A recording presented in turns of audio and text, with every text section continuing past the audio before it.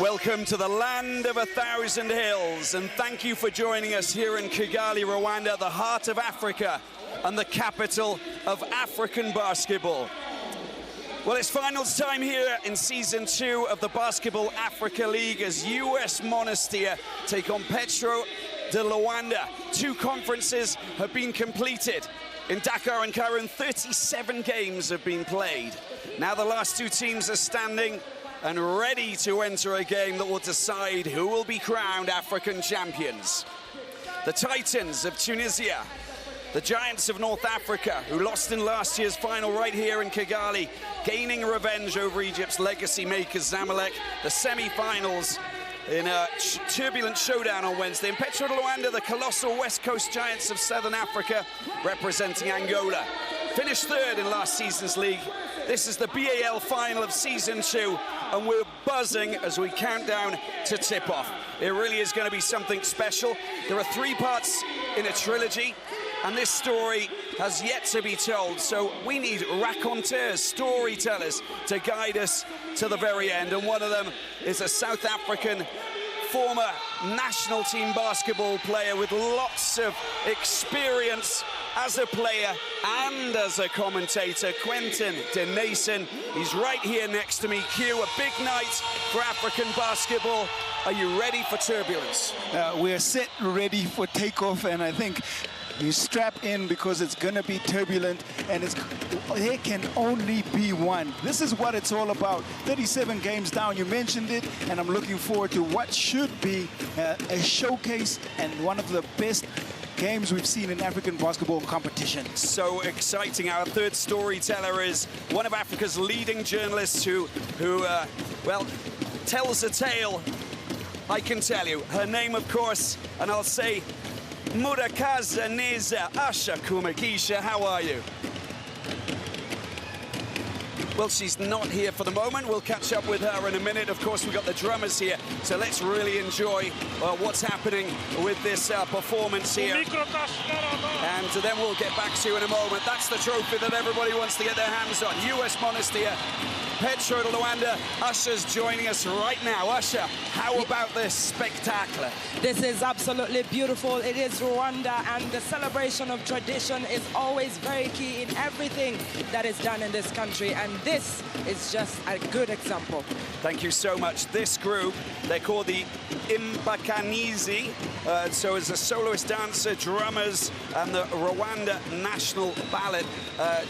This is absolutely extraordinary, isn't it? We love the traditions. Rwanda, heart of Africa, with the heart beating in such a strong way that, well, it's going to turn this into quite an enjoyable evening, I can promise you that. Basketball is a celebration of lifestyle and culture, and we are allowed to take all of this wonderful celebration, and this is ultimately a celebration. We're at the end of the journey, and the game is about to go, but before that, what we do is this lovely ceremony. Yeah, let's take a moment and enjoy.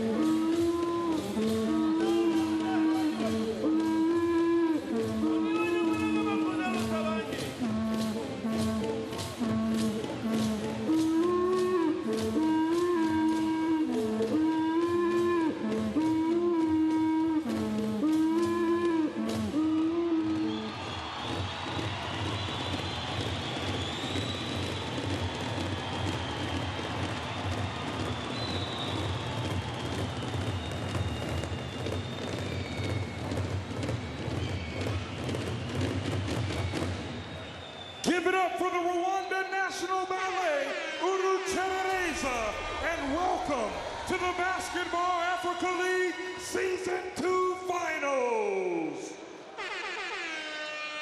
Tonight, we will crown a new BAL champion. Who will it be? The matchup features Angola's Petro de Luanda versus Tunisia's US Monastir. Path towards what should be a really quite extraordinary evening here in Kigali. That is the trophy that everybody wants to win. And of course...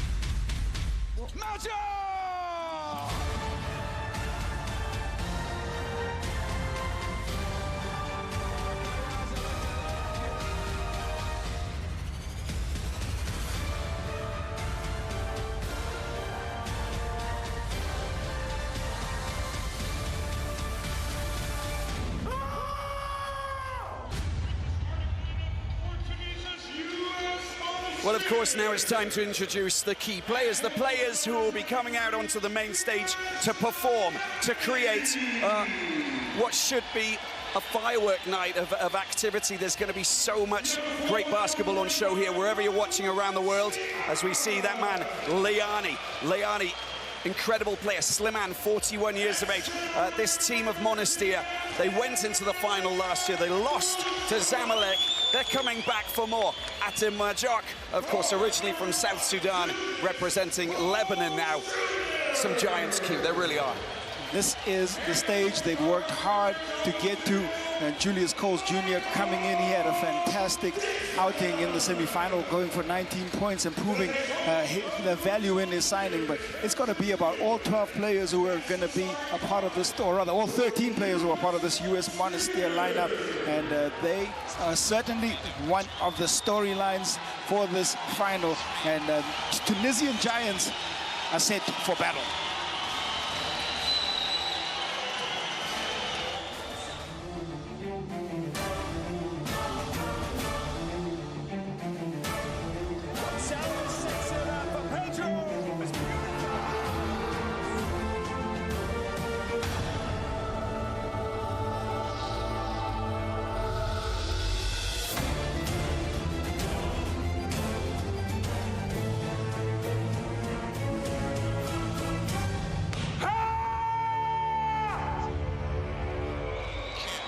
Well, just Petro de Luanda, they've got the 2022 BAL Best Coach of the season, of course, with that man, Jose Neto of Brazil, who has orchestrated what has been a climb to the summit. They're at the top of the mountain in the land of 1,000 hills. Can they go right to the very top and jump off and say, we are champions of Africa? Well, they're here, Q. They finished third place last year, just losing out to Zamalek by 2 points in their semi-final battle. But they're here now, and they take on US Monastir. Representing a proud, historic club, a club with a winning history, representing Southern African basketball. And it is definitely going to be the veteran leadership on the team. They've got great leadership on the bench. You spoke about Coach Jose Neto winning that wonderful award, the BAL Coach of the Season in 2022. But some feel that Carlos Moraes, Leonel Paulo, and Olympia Cipriano, this could be a swan song, and they out here to try and prove that age is nothing but a number as well. This is the US Monastir team. Of course, you've got Dixon, you've got Julius Coles Jr., Atem Majok, Firas Leani, and Radwan Slimane. They haven't changed. He hasn't changed that much, Miodrag Perisic. He knows what kind of a team he's got. He knows that he can rely on players off the bench. This is a strong team with a lot of depth. They have great depth. They've got great experience. Radwan Slimane playing arguably one of his best seasons so far. But when you look at Petro de Luanda, it's Tindao, Moraes, Gonçalves, Kaku, and Jone Pedro. Also a lineup that Jose Neto doesn't mess with too much. We've seen Moreira come into the starting position and Pedro come out. Pedro picking up the start in the semi-finals and did well enough to earn the start here in the final. Yeah, we just saw the two flags just behind the last two flags who are locking horns here in Kigali. Jose Neto, Petro de Luanda, a Brazilian who was the coach of Petro last season. They made it into third place on the podium, of course. He wants to go a step further this time and go all the way. Miodrag Perisic, his second stint as coach of US Monastir. He knows this Tunisian team, lots of experience, and also there's a lot of teams who would like to get him as their main man right across Africa. I have no doubt that the offer sheet is coming in thick and fast, but he really loves coaching this US Monastir team. And you heard and you saw, Robbie, the disappointment in the last year, and Ato Majok in tears. You've seen the articles about him and the team talking about earning every inch towards victory. They've taken the last step. They're here at the platform, and it's got to work for them. Listen, we're having a fantastic time because we have quality players on court, and we've got legends who are off it watching this. It's a big deal, I can tell you that. All right, it's pomp and ceremony. It's about the fans in the house. We've got a packed arena here in the BK Arena in Kigali, and it is going to be a showcase of African basketball. It should be a tightly contested one throughout. There's very little to choose between the two teams. Basketball royalty across NBA legends, Joakim Noah, Dikembe Mutombo. They've been around the entire week, and they are just as excited as we are. And gentlemen, I'm just going to quickly bring in the officials of Tencia Sanchez Carizales from Mexico. She's the crew chief, and she'll be together with Wael Ibrahim Mustafa from Egypt and Marie Leslie Cherubin from Mauritius. Thank you so much, Usher. Key parts in this machine that's moving tonight, of course, and they've done a sterling job already. And there's Baba, the mascot, of course. Baba representing the baobab, of course, a wonderful tree that offers a lot of life and longevity. It really is, I'd say a continental symbol rather than just a national symbol. It has to be a continental symbol, and what he does is a little different, is that Baba is able to throw the ball down and get on the court and showcase some of his skill set, which is kind of unique. Big time. And look at the fans here. We've got fans. We've even got some Senegalese fans, of course, who are here. We remember those from Dakar, from the Sahara Conference. Oh, we do indeed, making a lot of noise. It's a fantastic festival of joy, sport, and it will be emotional. It'll be an emotional roller coaster. But first of all, this is to be crowned Kings of Africa. Tunisian giants, US Monastir, Angolan giants in Petro de Luanda. Who's it going to be? The matchups are all set. You've got the smallest player, or the shortest player in the BAL, but plays with the large side. Childe Dundao has been outstanding for Petro de Luanda on the floor, providing both defense and as well as some really great offensive output. Gaku, Gonsalves, and now we are underway. Well, Johnny Pedro just getting the touch there, but it's straight into the hands of Julius Colts Jr., one of the acquisitions for US Monastir, who's come on strong. He's improving game after game. Slimane off the boards with his first score of the game, and the first points on the board for the 41-year-old Tunisian. He has been a standout on this US Monastir team, and they've lent on those broad shoulders, and he fittingly gets the first score. There's Johnny Pedro. He's also very dangerous in the paint, as we've seen throughout the campaign, not just in Cairo, but also here. Of course, Leani loves to drive, but he doesn't manage to sink the points. Ball back out to Dundao. Dundao tries to get rid of Dixon. Dixon makes a block. Nicely done. Gonsalves gets rid of Dixon. And he goes up, just a very soft touch. The silky velvet hands, and a beautiful score to get rid of that zero. Surprisingly, no contest on the shot from Majok, who's just looked paralyzed, and Gonsalves made the bucket count. Slimane outside, big long-range three-pointer just off the front rim. Salvis gets the ball out. It's into the hands of Moraes. Oh, it's a beautiful three-pointer. Something that we'll see. We might see a lot of that tonight from that man there. Loves the big stage, loves the big occasion. Carlos Moraes opens up from the perimeter for his first connection from downtown. A lot of communication from the coaches, especially Neto. Oh, it's a beautiful response from Dixon. Triple from down in the corner. Talking about loving the big stage, Dixon doesn't shy away from big shots and has the knack of making them too. Gaku. Here's Gonçalves. Gonçalves goes for a three-point shot himself. Oh, it's all happening tonight. Red hot start for Petro from the outside. Gonçalves locked in. Coles Jr. spent some time playing in Qatar before he arrived. Goes for a three-pointer this time. It's not one that falls. That's rare. Dundao. Johnny Pedro. Salves. Gonçalves. Into the arc. Picked up by Johnny Pedro. So trying to find a little bit of space and turns, but Slimane defending well. Went to the left hand on the baseline and just slithered off the rim. Here is Dixon. Dixon under a little bit of pressure. Layani out wide to Slimane, down into the corner. Coles Jr. with a shot that just comes off the metal, picked up by Gaku. Quick, fast break, and Dundao, electric pace, goes for a long-range shot himself. It just rattles but doesn't drop. And it's been defended there by US Monastir. Looking for the quick pickup in transition.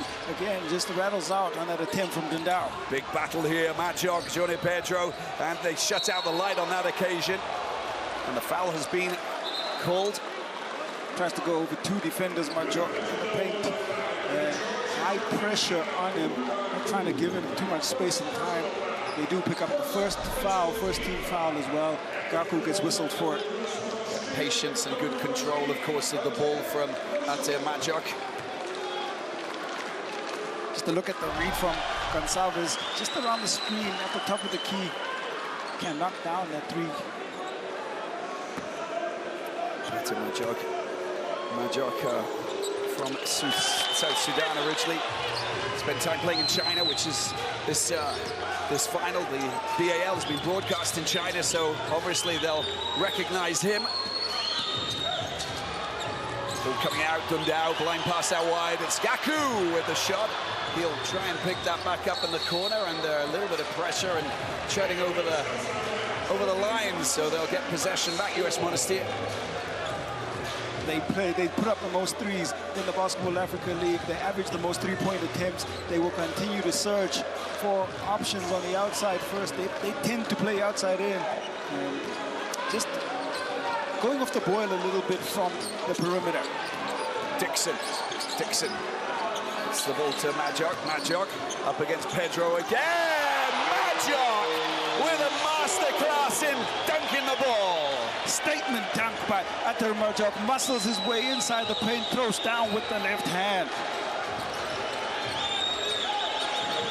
Moraes on the outside, ducking and diving, finally goes for a big three shot.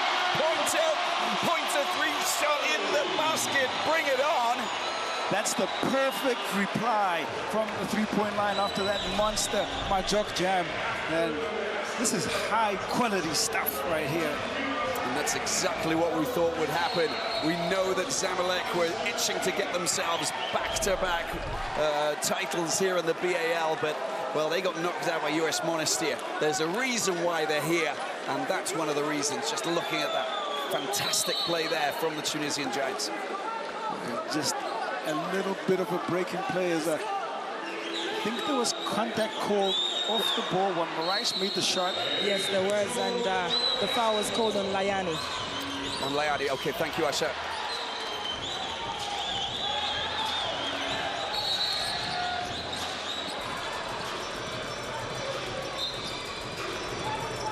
Foul on Pedro. Coming back. You know, there's a lot of pressure on these players, of course, and there's going to be some off-the-ball antics that are going to be taking place. The shenanigans, if you like, and you know, it's going to happen here. It's a final. There's a lot of pressure. So much pride at stake, but BAL champions will be crowned in just over 35 minutes. New champions of Africa. And Dundao, it's Majok. illegal block, I think. Calling the contact on the screen. Just look at that, he just backs into Gonçalves, doesn't he? And that's where the infringement was picked up. Then you can see, obviously, Miodrag Perisic quite verbal and active on the side of the court. We're just tightening up the calls now, and it looks like, again, they're indexing on the contact around the screens, and another quick foul. That time, I think it is Gonçalves who picks up the foul. Yeah.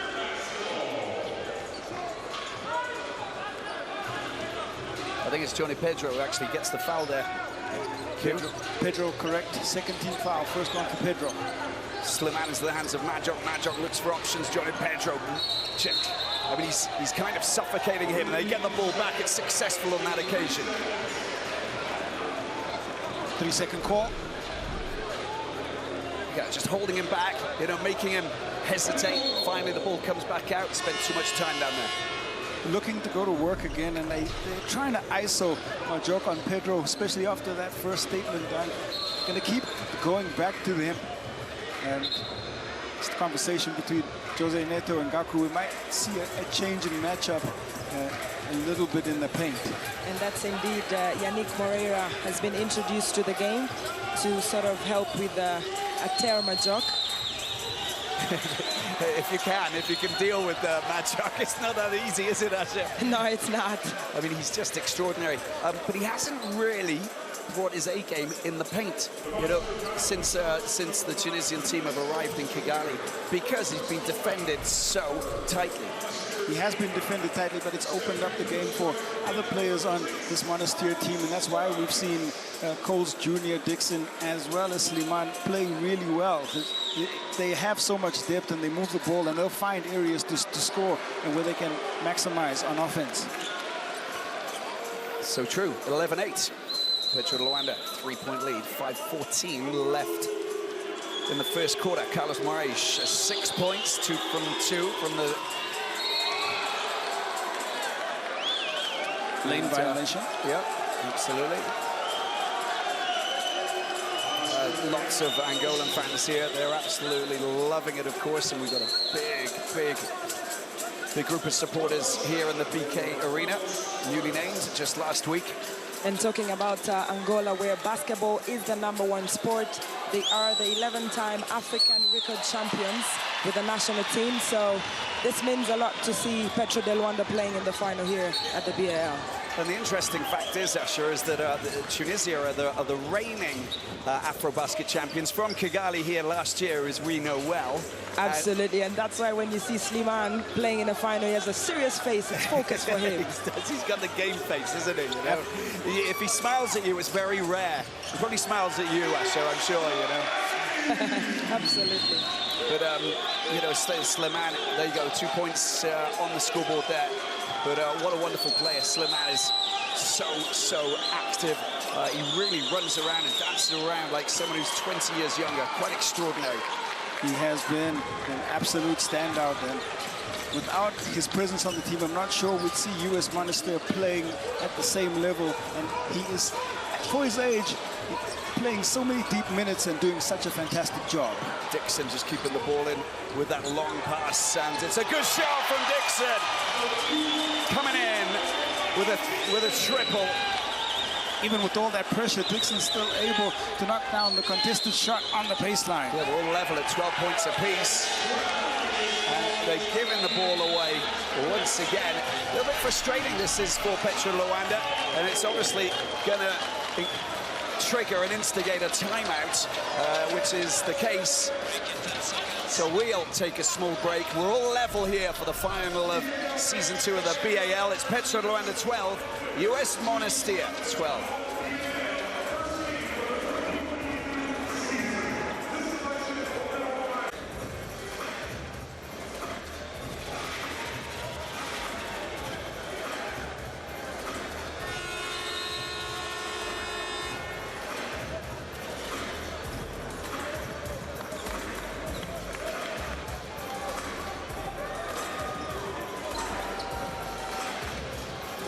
Finals time here at the BK Arena in Kigali, Rwanda. Petro de Luanda and US Monastir playing the roller coaster ride.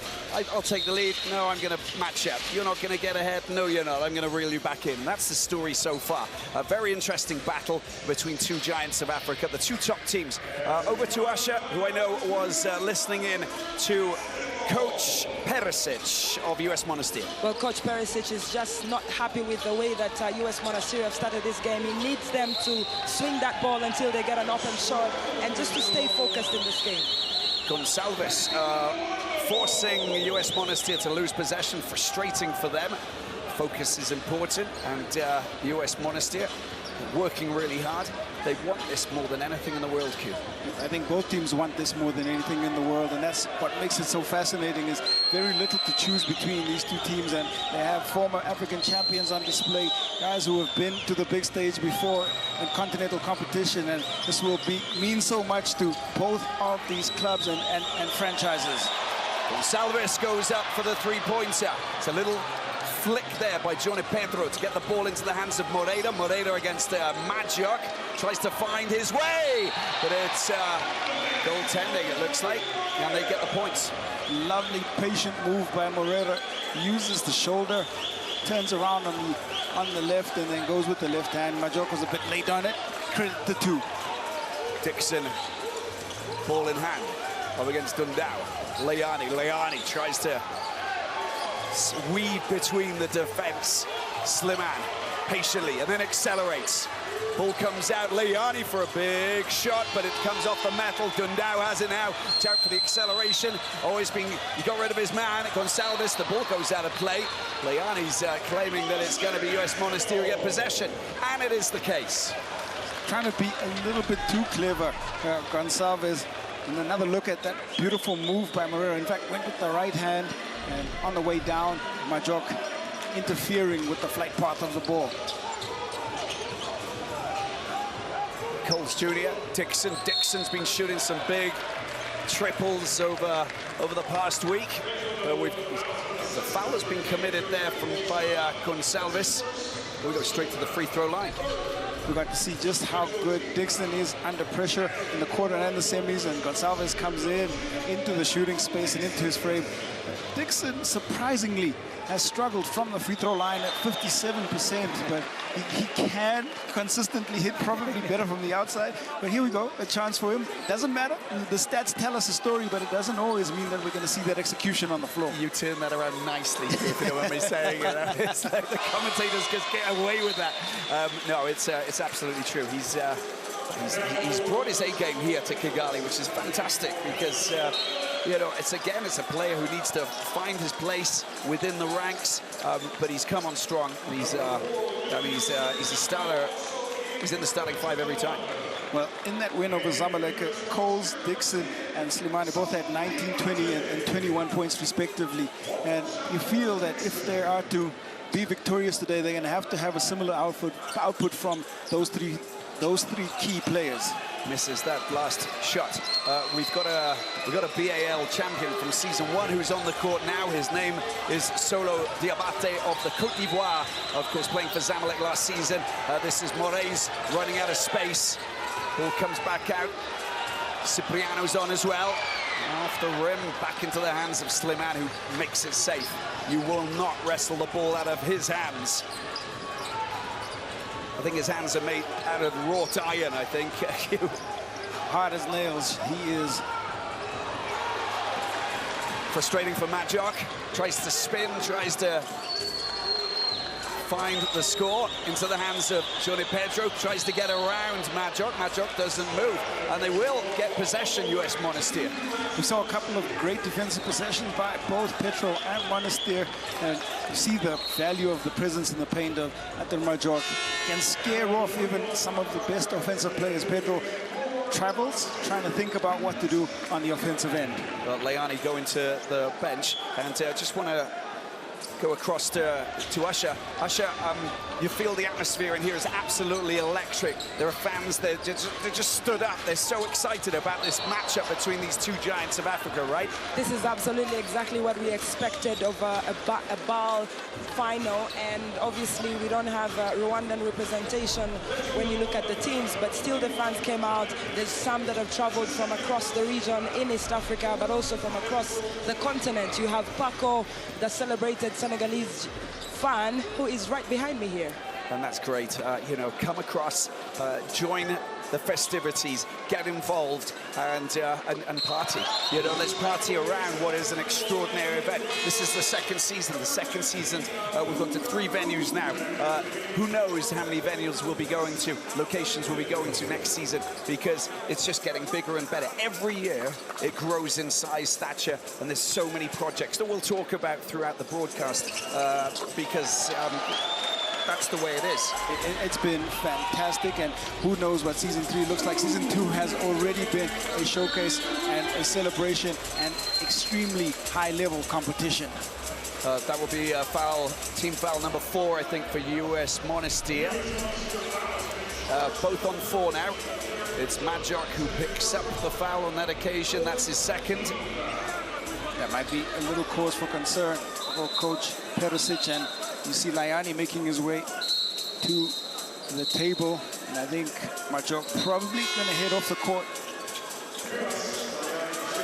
Yeah, and it's a similar situation because Johnny Pedro also on 2. You know, we're not even at the end of the first quarter, and we've obviously, you know, seen that there's physical out there, to say the least. Moreira, oh, he's caught up there, but he does well to get the pass out off the metal. Slimane defends well, picked up by Dixon. Good opportunity this is for US Monastir to try and get a lead, extend their lead. And they will pick up the ball there. It was just knocked out of the hands of, I think it was Cipriano, wasn't it? It was Dindao. Dindao looked like he had lost control of the basketball, but kept it on the baseline, and then pass knocked out. Here is Cipriano. He'll be 40 in September, up against the 41-year-old Slimane. Shot clock going down. Cipriano biding his time. They know they played against each other so many times. Tries to float it over the top, just comes off the metal and into the hands of Slimane. There's a big smile between the two guys there. That's a beautiful moment, that is. In his youth, Cipriano used a lot in the ISO, and perhaps the first signs that we're seeing, but using all of that experience, could not get the score honors even for both players on that one. Gayaza unable to take the pass, and it goes out of play. They will keep possession, though, US Monastir. We are 54 seconds left on the clock before the end of the first quarter.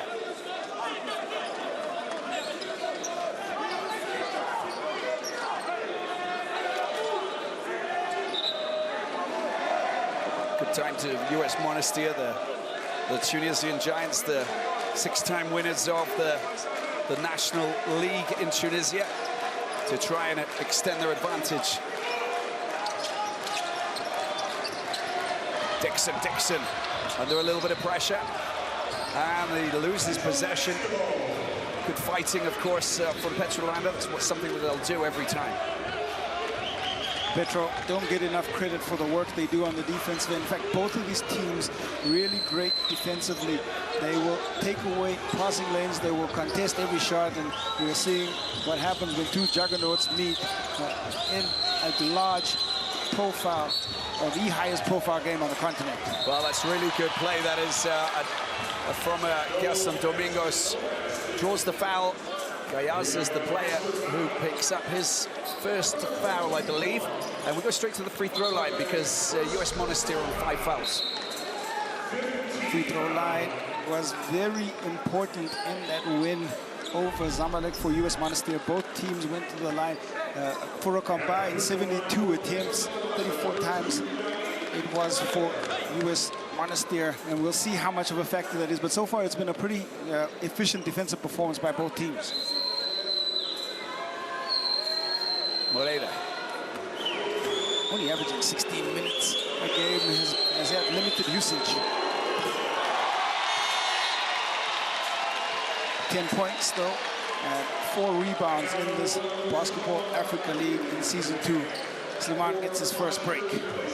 Moreira, of course, he didn't get that basket because it came after the foul that was committed, and that means that he gets 2 shots from the free throw line. And he's on 3 points at the moment. Only a 40% free throw shooter. Beautifully sunk. Well, it's going up now, isn't it? It sure is. The team shoots at around 70% on the season.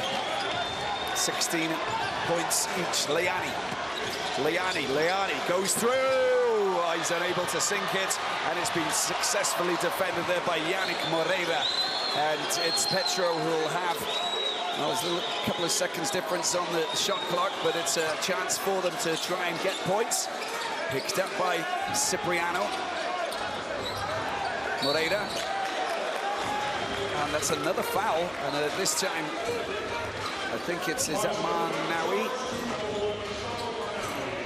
We've seen Moreira and Lopez get a couple of touches in the low block, and they've gone to the ISO and an opportunity for the posts to get to work. And Moreira drawing a foul or either getting a favorable outcome every time.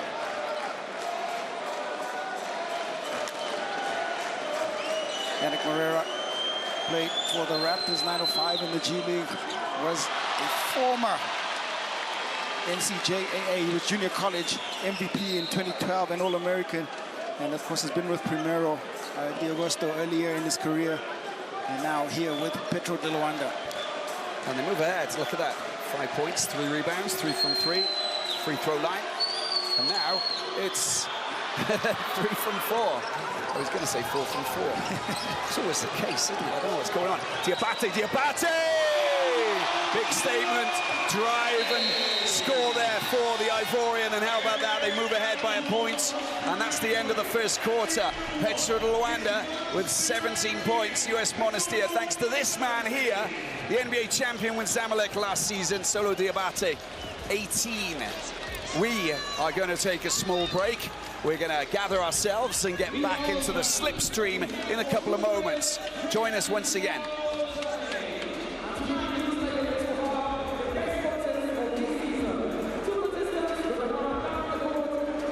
Welcome back here to the BK Arena in Kigali, Rwanda. Petro de Luanda leading US Monastir by a point. It's very tight. It's a tussle. It's the finals, of course, and there's so much excitement here tonight. And already we're seeing just how important it is for both of these teams. They are fighting for everything. There's been some high-caliber basketball on show tonight. Fantastic basketball, but you also see that sometimes stats can lie, and Diabate was a very key contributor late in the fourth quarter when they picked up their win over US Monastir. His ability to pass the ball, his defensive plays, and here he gives Monastir some momentum coming into the second quarter. Momentum, a key word, and a key word that will be underlined in a big way as we see that man, Moreira gets the ball out to Cipriano. Cipriano into the paint, and a little beautiful bucket. In fact, it's a mid-range 2 there from Yannick Moreira. He just manages to get it over the top. Saw a little bit of light. Turnaround jump shot on the baseline for Moreira, and high usage right now for Petro de Luanda. And Leani with a drive through the paint. Oh, the pass is not good enough, and it's Manawi just slips, unable to take the pass. Too much velocity, too much speed. Inaccurate pass. Again, a look at the work of Moreira in the post. Nice touch and using all of that length to get over the defense.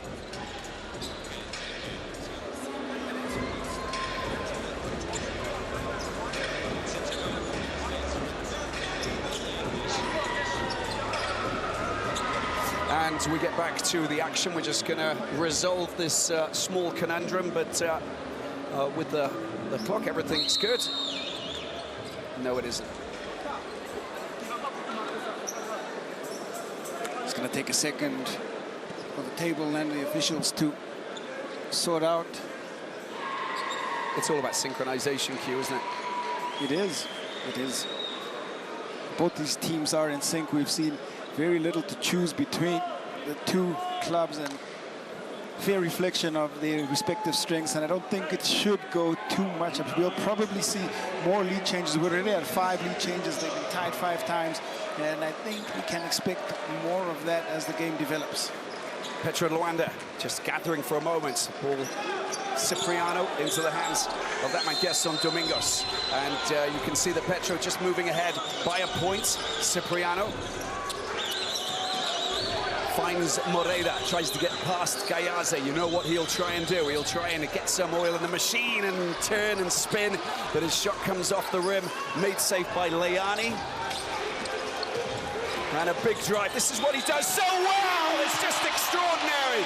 Vilas Leani of US Monastir sees a gap, drives through, and makes a signature dunk. He just has a knack for finding creases in the lane and finding gaps, and what he has another knack for is using all of that athleticism. Now it's the perfect moment to go and join Usher, who's joined by the NBA Deputy Commissioner and Chief Operating Officer, Mark Tatum. Well, thank you very much, Robbie. Mark, you're welcome to the broadcast. What do you think of the championship game so far? Usher, thanks for having me. First of all, it's great to see you again. What a great championship game. The environment here is exciting. This building is practically full to see the finals. 2 evenly matched teams. The coach of the year in Jose Neto with Angola. 3 of the BAL all-first team. They're on the court right now, so very evenly matched. Both teams were 6-1, came in second in their divisions, and we're seeing that today at the score being 20-19. Absolutely incredible. How special has this week in Kigali been between the playoffs and all the activities surrounding the games? It's been so special. This is obviously game number 38, the final game of the BAL Season 2. And it's not just the games where the fans have been coming out in record numbers, but it's also all the other activities that we've been doing while we've been in the community. We've had lots of different youth clinics. We've had a coaches clinic. We've done a Threes for Trees initiative in the community. We've done an innovation summit.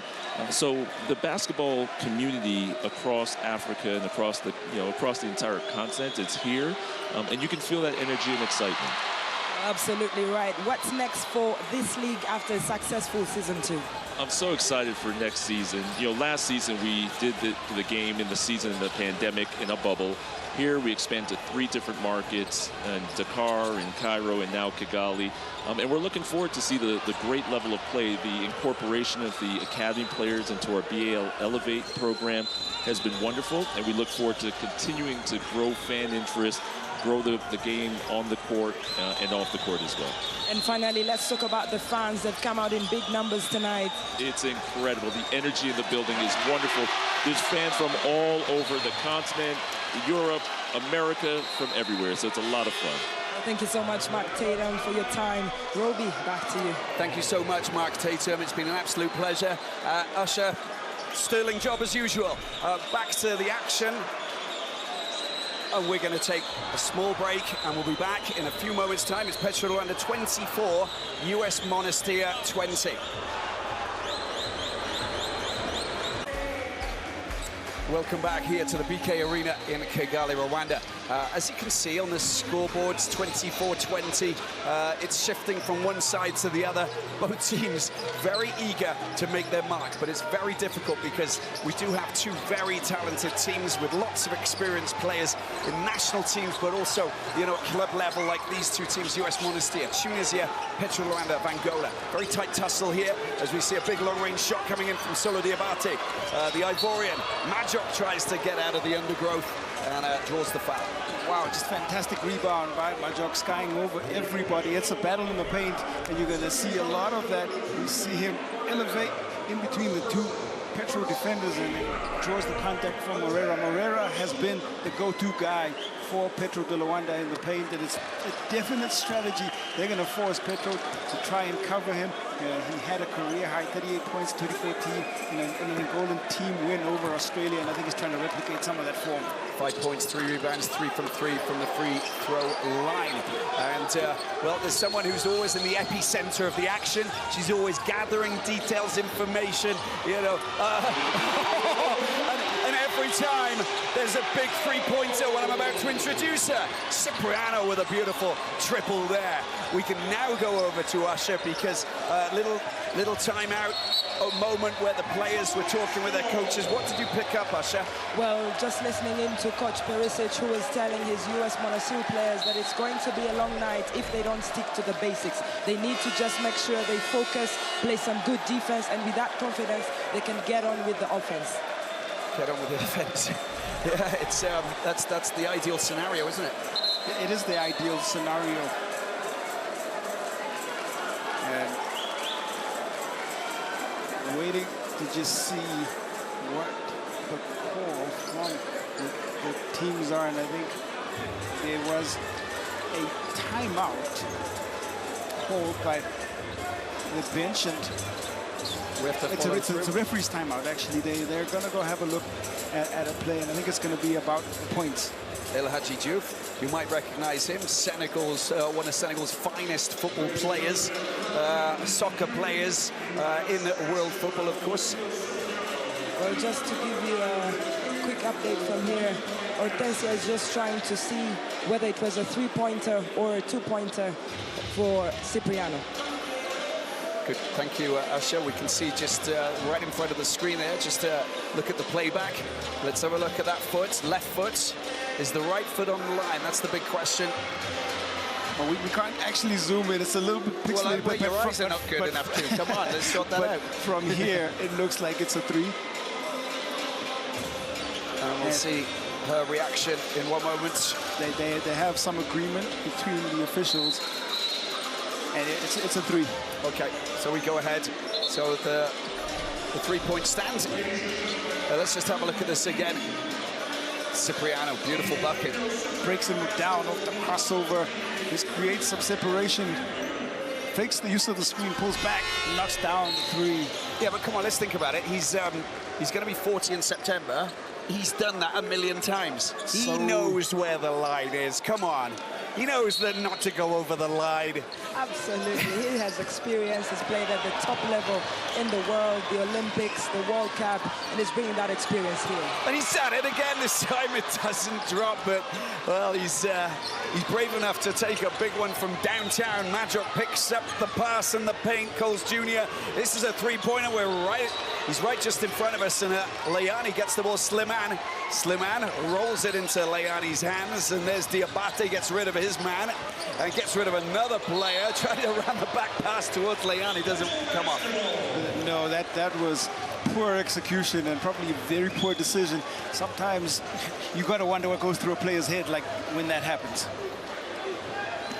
Definitely. 27-21, 6:40 left in the first half. And this is a close encounter of the African kind. It really is. There's a wonderful battle that's taking place here. Ball's been picked up by Cipriano, gets another chance to do something. Pass gets intercepted there by Coles Jr. Cipriano really looking to find his offense here, only forcing it a little bit. Leani! Diabate with an imperial pass, and how about that for a beautiful score? Leani just one-handed dunk. Second time we've seen Leani get into the lane, and that one right on top of the defense. Wow. And the replay, you'll just understand, that is sensational, isn't it? Leani gets himself into those pockets of space afterwards. Nothing is going to stop him. Gaku just could not get as high as Air Leani, and Air Leani put a show on for the crowd here in BK Arena. And they're just reeling that lead back in. It's just a 4-point advantage for Petro de Luanda. Coles Jr. takes the pass. Dundao is back on as well. There it is over the top. This time Diabate unable to get it, but there is some contact there as we see the image, of course, of the BAL president, Amadou Elofal, who is just behind us here doing an interview in French. There's big trouble for US Monastir as Ater Majok picks up his third foul. Yeah, that's serious. That is serious, of course. First player to pick up 3 fouls. He's a player you really want on court for the entire game. If they have to take him out and put him on the bench, then that's going to be a problem for that man.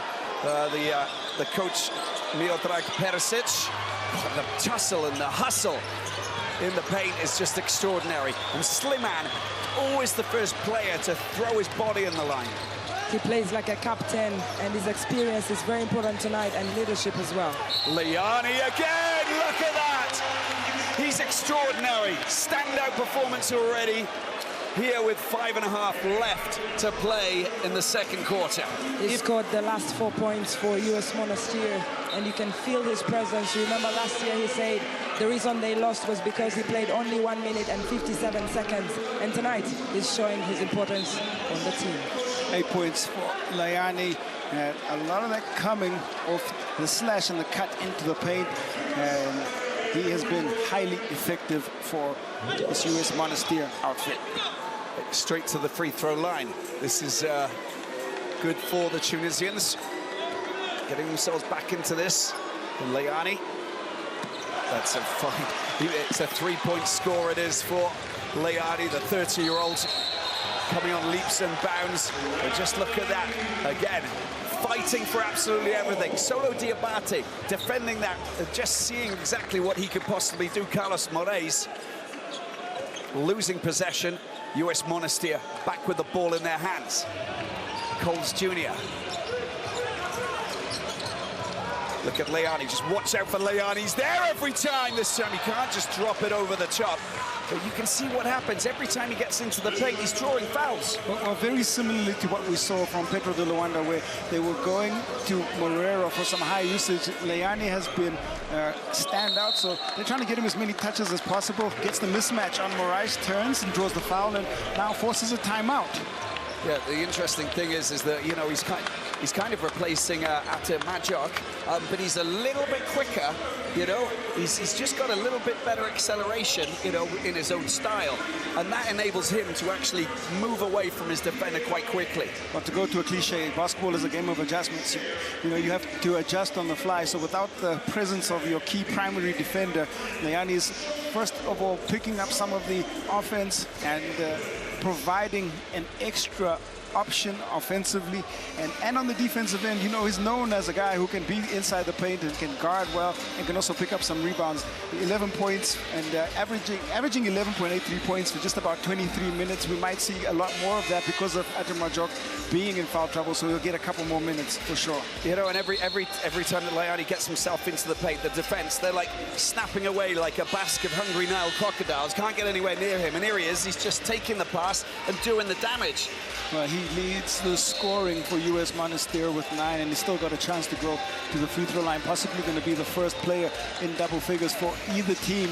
And Petro were in danger of pulling away, but US Monastir just managed to rein them in. And you see the value of a momentum dunk that since the Liani throw down on top of Gaku, they've managed to capitalize on a couple of possessions. And here he is that with that signature dunk, just crashing it in.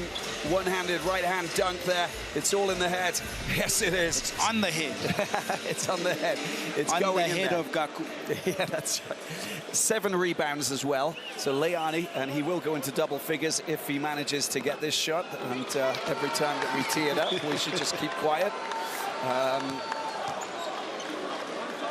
So it's a pretty good run it is for US Monastir, about to go level once again, neck and neck.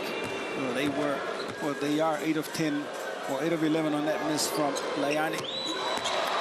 And there is double figures there for Liani. Full court press here by US Monastir. Little change of tactics. Dundao, watch out for Dundao. Haven't seen too much of Dundao just yet. Still waiting for him to make his mark as the ball goes up. The foul's been committed, and Yannick Moreira gets knocked down by Sliman. Here's a coverage problem right now for US Monastir.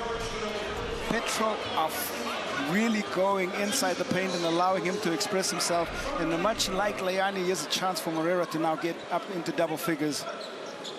And the other thing that he's doing well is that he's drawing fouls on the US Monastir bigs, putting them in a bit of foul trouble. That's the first on Sliman, but they've got to find ways to try and create some coverage to stop this man inside the paint. Yeah, and the fact that Johnny Pedro has got 2 fouls, of course, they'll be leaning a little bit more on him. Yannick Moreira, Gaku, of course, with 2 fouls as well. So they've got to be careful. You know, you've got to be, you've got to manage your players and how they are faring out there on the court, which is always quite complicated for coaches. But shooting 40%, as I mentioned, on the season or in the tournament, try and improve that. This time, Liani with the rebound. That's his 8th rebound so far. On the boards, doing his stuff. They get possession back. Came off the leg of Moraes, I think.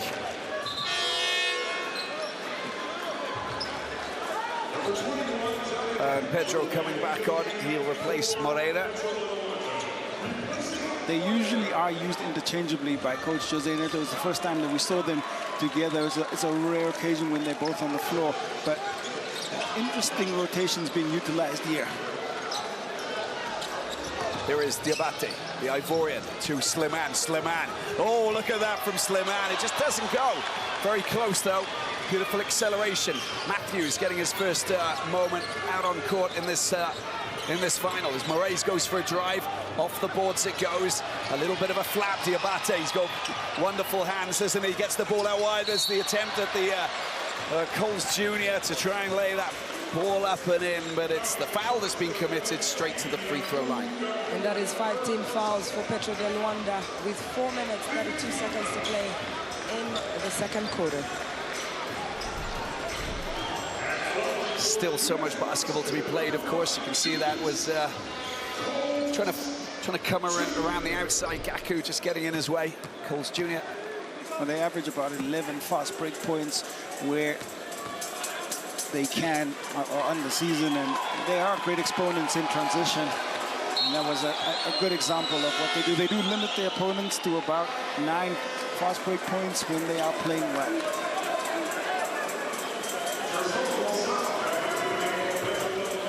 BAL just attracting some of the younger followers of this wonderful competition here in Rwanda. Everybody's invited to this party, I can tell you that.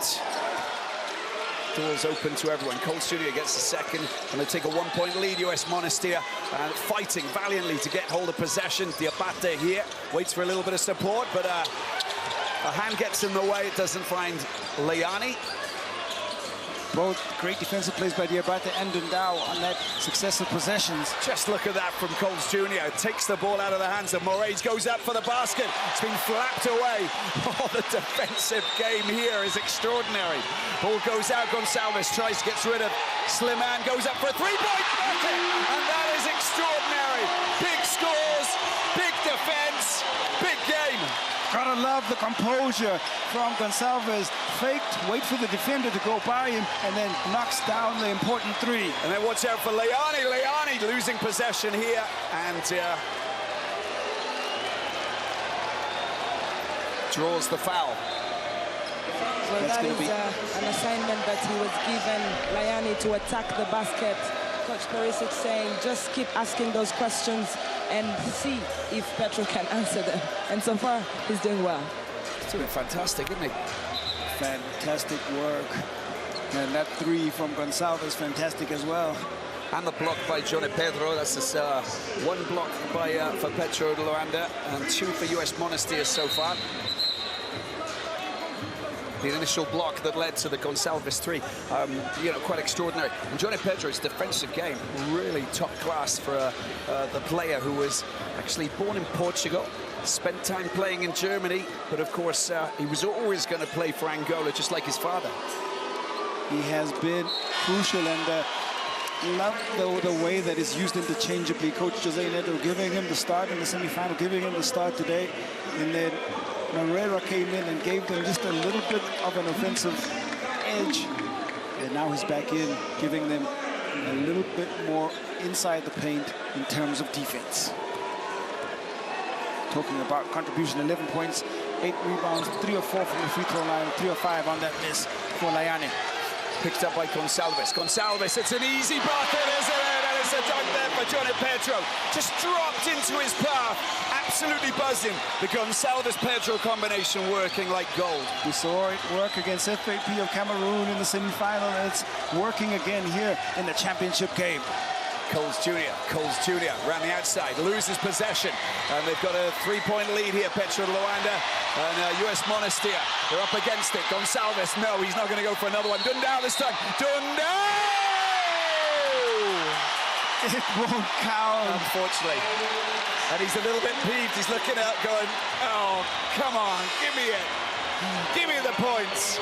They've been looking at the movement on the screens, and the call comes in.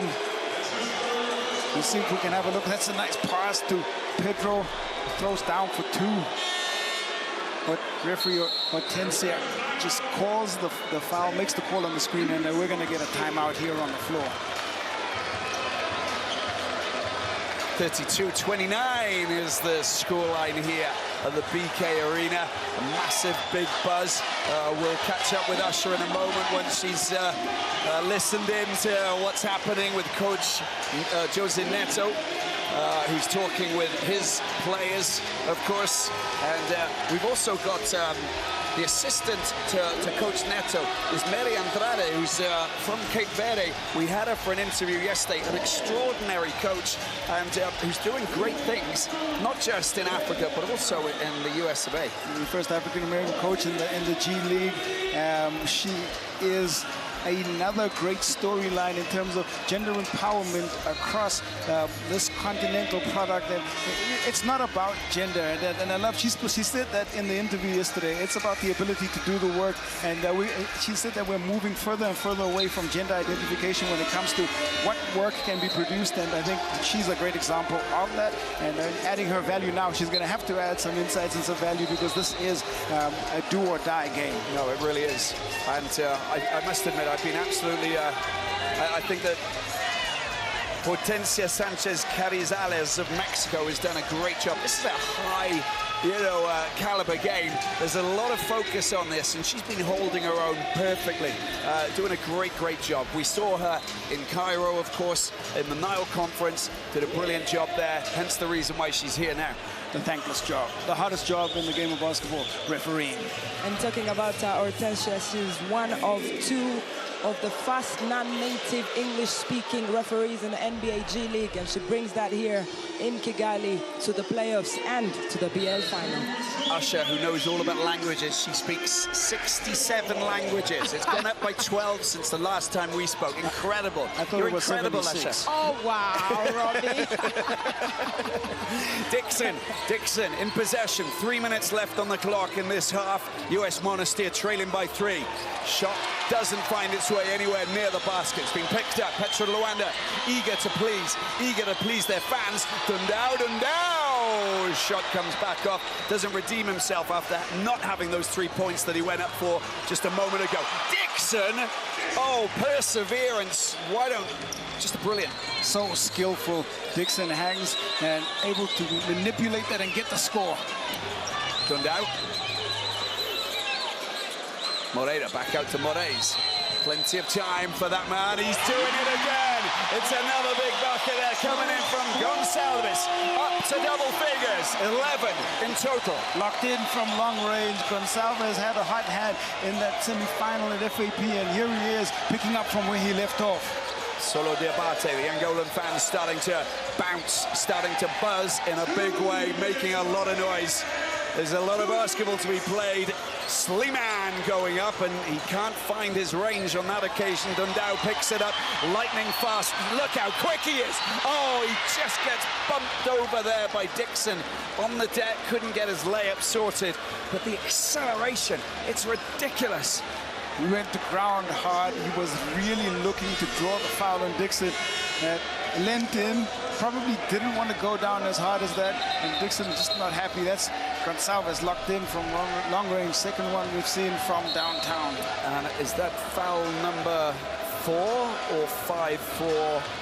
I think it's the 14th foul. 14th foul it is. So Coach Neto watches on, thinking we're playing the right game against US Monastir. but we can't get ahead, but we're playing the right game. They've got to continue to play their style of basketball, and they will continue to do that. They'll move the ball around the perimeter, looking for that as their primary option, and then when it's not available, go inside. Dundao. And they move up to 36-31 with just 1:40 left on the clock before the half. Dixon drops it into Slimane. Leani can't pick it up. Made safe at the back by Moreira. Look at Dundao. He's off again. And there's another chance. He's not going to go. This time he goes through the middle. Oh, he's got a fine set of skills, this man. Gonçalves up to 13. He goes. You got to ride the hot hand of the scorer. Now they go to Gonçalves, and he is proving all of his worth on the offensive end. Coles Jr., Leani. Coles Jr. once again, long-range shot. It's a triple that comes off the metal and doesn't go on the scoreboard. 38-31. Dundao, watch out, the acceleration. And just calming things down momentarily. Gonçalves, Moreira up against Leani. Does it go in? It drops. That's a big score. Leani on the ground. Tough cover is going to work and playing with confidence. Moreira. It's a mid-range shot there by Coles Jr. Didn't get the points. Moraes picks the ball up. Tries to get past him. Slimane. Now it's US Monastir. It's 3 against 2. He's going to go up. Coles Jr. gets the ball out. Dixon for the layup. Beautiful done. I think for the safety on the extra pass there, Coles Jr. Dixon up to 12. Timeout called on the floor with a 7-point game. Robbie, 15 seconds left. It's going to be an interesting one. Well, it's been interesting from tip-off, I think. That's a big score and a very important score. Just getting himself taking the final pass there, Dixon, and just knocking it off the glass and in. This is tantalizingly close, despite the fact that we see 7 there. It's a timeout for Petro. I feel like we've seen 3 phases of the game in terms of the way that Petro played. Carlos Moraes picking up the scoring early, started out hot with his 7 points. We saw a phase where Yannick Moreira was running the offense for them, forcing changes of the coverage inside for US Monastir up to 11 points, and then closing out the second quarter was really Gonçalves inside and outside, and he leads all scorers on the floor with 13. Yeah, it's an interesting scenario when you actually see Gaku, Pedro both with 3 fouls each, and Majok with 3. But Majok, we haven't seen him for the last 5 minutes since he picked up his 3rd, whereas Pedro is on, Gaku is off.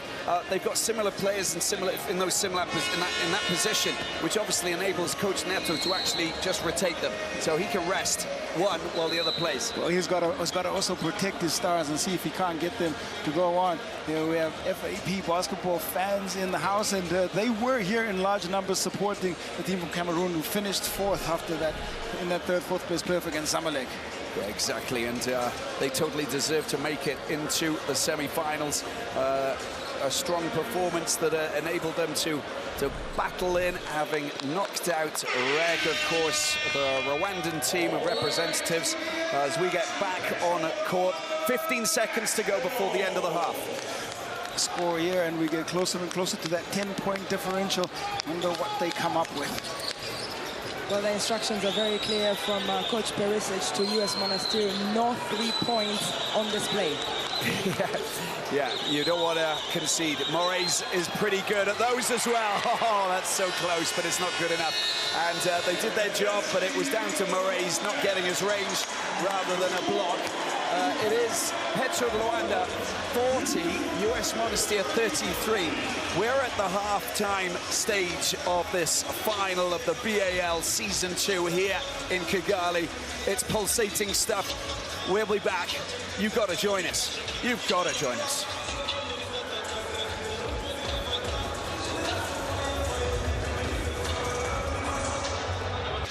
Well, it's halftime here at the BK Arena in Kigali, and it's the championship game in the Basketball Africa League. Petro de Luanda 40, US Monastir 33. And if you were trying to predict this, Usher, it would have been difficult to call the score at halftime, but there's still 20 minutes of basketball before we crown our second champion in the Basketball Africa League. Well, talking about champion of the BAL, there's going to be a new champion this year after Zamalek failed to make it to the final to defend their trophy. But talking about Petro de Luanda, who are ahead by 7 points at the halftime break, this is a team that has gone unbeaten, 44 games in Angola in the league, and they bring that experience and exposure here to the BAL. But the question remains, Q, can they win their first ever BAL title? I think the question will be answered by Dixon, Sliman, Leane, and wonder what role Majok is going to play with 3 fouls. Is one of the players who is in foul trouble. Gonsalves has been the hard hand, 5 of 6 from the field, 13 points to lead all scorers on the floor. Moreira's had 11. Dixon has been perfect from the field, and we've seen his ability down the stretch to hit big shots. He's going to have to make a couple more of those. Well, you talk about Majok, he's back on the court. He'll be playing through with his 3 fouls, and let's see if he can control that and play the next quarters together. Thanks, guys. Back to the action. Petro de Luanda 40, US Monastir 33. Colts Jr., Leane just backing into Gaku. Majok, 2-pointer, mid-range, beautiful score indeed. He's shown the ability to be able to knock down both long-range and mid-range shots, and that's a nice start for Petro or rather for US Monastir and that man Atur Majok. Ball comes out to Dundao. Moreira, Dundao. What options does he have? Yeah, it's just a giveaway, isn't it? Little mistake there from Dundao. Just an error on the screen again. Moreira gets called for that one, and interesting that Coach Jose Neto has gone with the reverse of his starting 5 and brought Moreira back in place of Pedro. Might be because of the 2 fouls scenario, because he's got 2 and Pedro's got 3. Dixon with a shot that just comes off the metal. And once again, you can just see that he just draws the foul straight to the free throw line. This is a perfect start for US Monastir. He's facing that 7-point deficit. Nice that they could just come in, hit the 1 open shot, and now a chance with the game clock stopped to make further inroads into that lead. This is the leading scorer for US Monastir. Michael Dixon, 15.7 or 15.17 points per game, is 57% from the free throw line, and he's going to need to play big here in these final 20 minutes or 19 minutes now. Petro de Luanda with Gaku taking the ball into enemy territory. He has that man Moraes and Salves. Here he is, Dundao gets the ball out. Gaku, loads of time for Moraes. Moraes, beautifully done. Swing it around, make the pass, get it back to the man who's got a little bit of space. Starting out the same way he started out the game, comfortable from the perimeter. That's 3-pointer number 3 for Carlos Moraes. And still 0 3-pointers for US Monastir out of 8 shots. Their range is not good. Sliman needs to come to the fore when he's on the floor. Someone's got to find some touch from beyond the arc. Just running a little bit loose the ball from out of the hands of Moraes. And 8:28 in the third, and we've got a 6-point lead. You can just see what happened there. That's beautifully done. Dundao is such a deceiving little beautiful player who just manages to creep around. He sucks in the defenders, gets the pass out wide, and just see what happens. Playmaking of the ice, sort of shifting the defense, and that's just great team basketball. Dixon goes up. It rattles the metal, but it doesn't drop. Dundao. Gaku. Moraes. He's got Moreira just outside of him. Goes for the 3-pointer himself. It's just front side of the rim. And taken and picked up, collected, tidied up by that man, Majok. Majok, of course, on 3 fouls, so he has to be a little bit careful. There he is firing in a long-range shot from down near the baseline. that shot really a reflection of his foul situation. Maybe not comfortable just dipping the shoulder and looking for that physical play, but trying to stay involved in the offense. Ball going out wide. He's been the master of scoring so far, Gonçalves, but he's coming up against Majok there. It's a little bit complicated. Shot clock down to 1 second, but it doesn't matter. Gonçalves just produces the goods with a beautiful triple. He's got the hot hand. You don't want to leave him open at all. And he continues to pile on the points from the outside. US Monastir passing the ball out. Majok just inside. That's another big score. I think it's a three-pointer. Who would have put money on the fact that Majok, the big, would be the first one to knock down a long-range jumper, and he gets into 10. 3 points, 8 of 19. That was the first three-pointer out of 11 for US Monastir. Just to give you an idea of just how their shooting hasn't been coming. Gaku this time. Sorry, I lost my words because my eyes were big because I was watching Gaku produce that cracking shot there, 49-40. That's the biggest lead that Petro de Luanda have had, and with 6:32 left in the third quarter. Back up to 9 it goes, and it is that three-point line that is proving a point of pain for US Monastir. Now the trouble is that Petro de Luanda, they've got 3 players on 3 fouls, 2 on 2. They need to be really careful. Leani's three-pointer. Massive score there for Leani. He's up to 14. It's so strange. Basketball is just really a conundrum. Seeing one go through, you'll find the teammates find some confidence and they knock down as well. Moraes out to Dundao. Moreira up against Majok. What's he going to do? He's going to try and shrug him off. He tries to drop it in, but to no avail. But Majok picks up his 4th foul. That's really great recognition by the Petro offense. They were looking for that ISO on Moreira and Majok. Majok is going to go and plead his case, but he's picked up his 4th foul, and that's going to be, I think, him going to the bench. You see the frustration from Coach Perisic leaning in, going to the jump hook. A foul called, and this is the long-range ball from Leani. Wow. It is good scouting from the Petro de Luanda coaching staff to target Ater Majok and make sure they take him out of the game as early as possible. And it's working so far. He's frustrated by the calls from the officials. But for US Monastir, he really has to calm down and see how to get back into this game.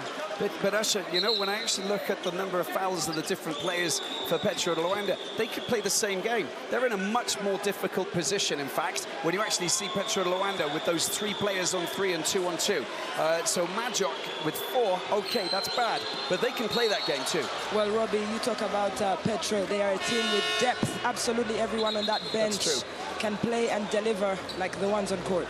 But that is very true, Usher. Well, they've also chosen the right guy to foul, and it's always a game of percentages. Moreira, I said earlier, a 40% free throw shooter, and was 3 of 6 before this. Sliman back in. Majok is going to have to go frustratedly to the bench. Sliman going to try and get himself going offensively. He has to do it here for US Monastir. But I think that, you know, when look at the well, Gaku, and Sliman's going to pick up a foul for that, because I think that he was all over Gaku. The hands went up. There you can see there was a little bit of bear hugging going on from the 41-year-old, and he knows it. Wherever Sliman is, he's known for his physical style of play.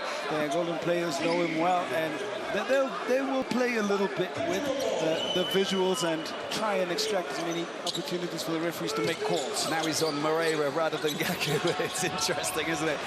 Here's Dundao. Waits for support, but shot clock down to 5. Need to try and get themselves a shot going in. Gaku, or he loses possession. Sliman picks it up. It's going to be Coles Jr. Oh, the loss of control from Coles Jr. The American unable to deal with that. You can feel Sliman willing Coles Jr. to just hold on to that pass. Was unable to reel it in. And just looked up, lost concentration for a second, and cost him the possession. It's been a very tough afternoon for Baba. Coles Jr. No, not for Baba. You Not talk for Baba, about the mascot. Because he's right behind you, Asher. That's right. Baba is having a lot of fun today. Sorry, carry on, Asher. I got in your way. I do apologize. It's okay. I love Baba. Baba is amazing. Well, I was saying that Coles Jr. has had a long afternoon. He's just had 1 point on the board, and that's very unlike him. Crikey, just look at that hustle. That is a massive, massive battle there. Slimane and Carlos Moraes just getting tangled up in a big way. It didn't come out for about 3 seconds. This is just a little bit of physicality and niggle coming into this. When you talk about, sorry, Q, to catch you short, it is the captain's battle when you see the two veterans fighting out. They are experienced, they're veterans, and they no love lost between the two teams. They're going to play hard. They're going to continue to get physical inside the paint. And the referees, I think, are going to start calling it just a little bit tighter here. Yeah, but that's his third foul.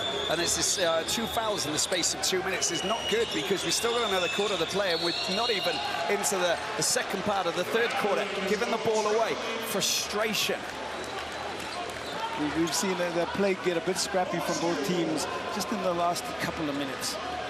Yeah, it's one of those real arm wrestle third quarter scenarios, isn't it? Dixon, who's going to take control? Who's going to get their finger on the pulse of this third quarter? Points from turnovers, 11-7. Battle on the ground once again. Just look at this. And just before that, 15 turnovers being forced from this Petro outfit. Well, it's Petro who regained possession here, having lost it just a few moments ago. And just over 5 minutes left in the third quarter. And Leani will go and try and put a bit of pressure on Gaku, with Gonçalves getting the ball out to Moraes. Gaku, his father's from Guinea, of course. We had Slack from Guinea, who were one of the quarter-finalists here. Gonçalves, shot clock down to 6 seconds. A traveling call there on Moreira. I thought Gonçalves could have looked at Moreira just again because Slimane is skating on thin ice in terms of foul trouble, and they should have gone to him to see if they could get a fourth foul. And they didn't. 49, Petro de Luanda, 43, US Monastir. We'll take a break. We'll be back. Don't go away.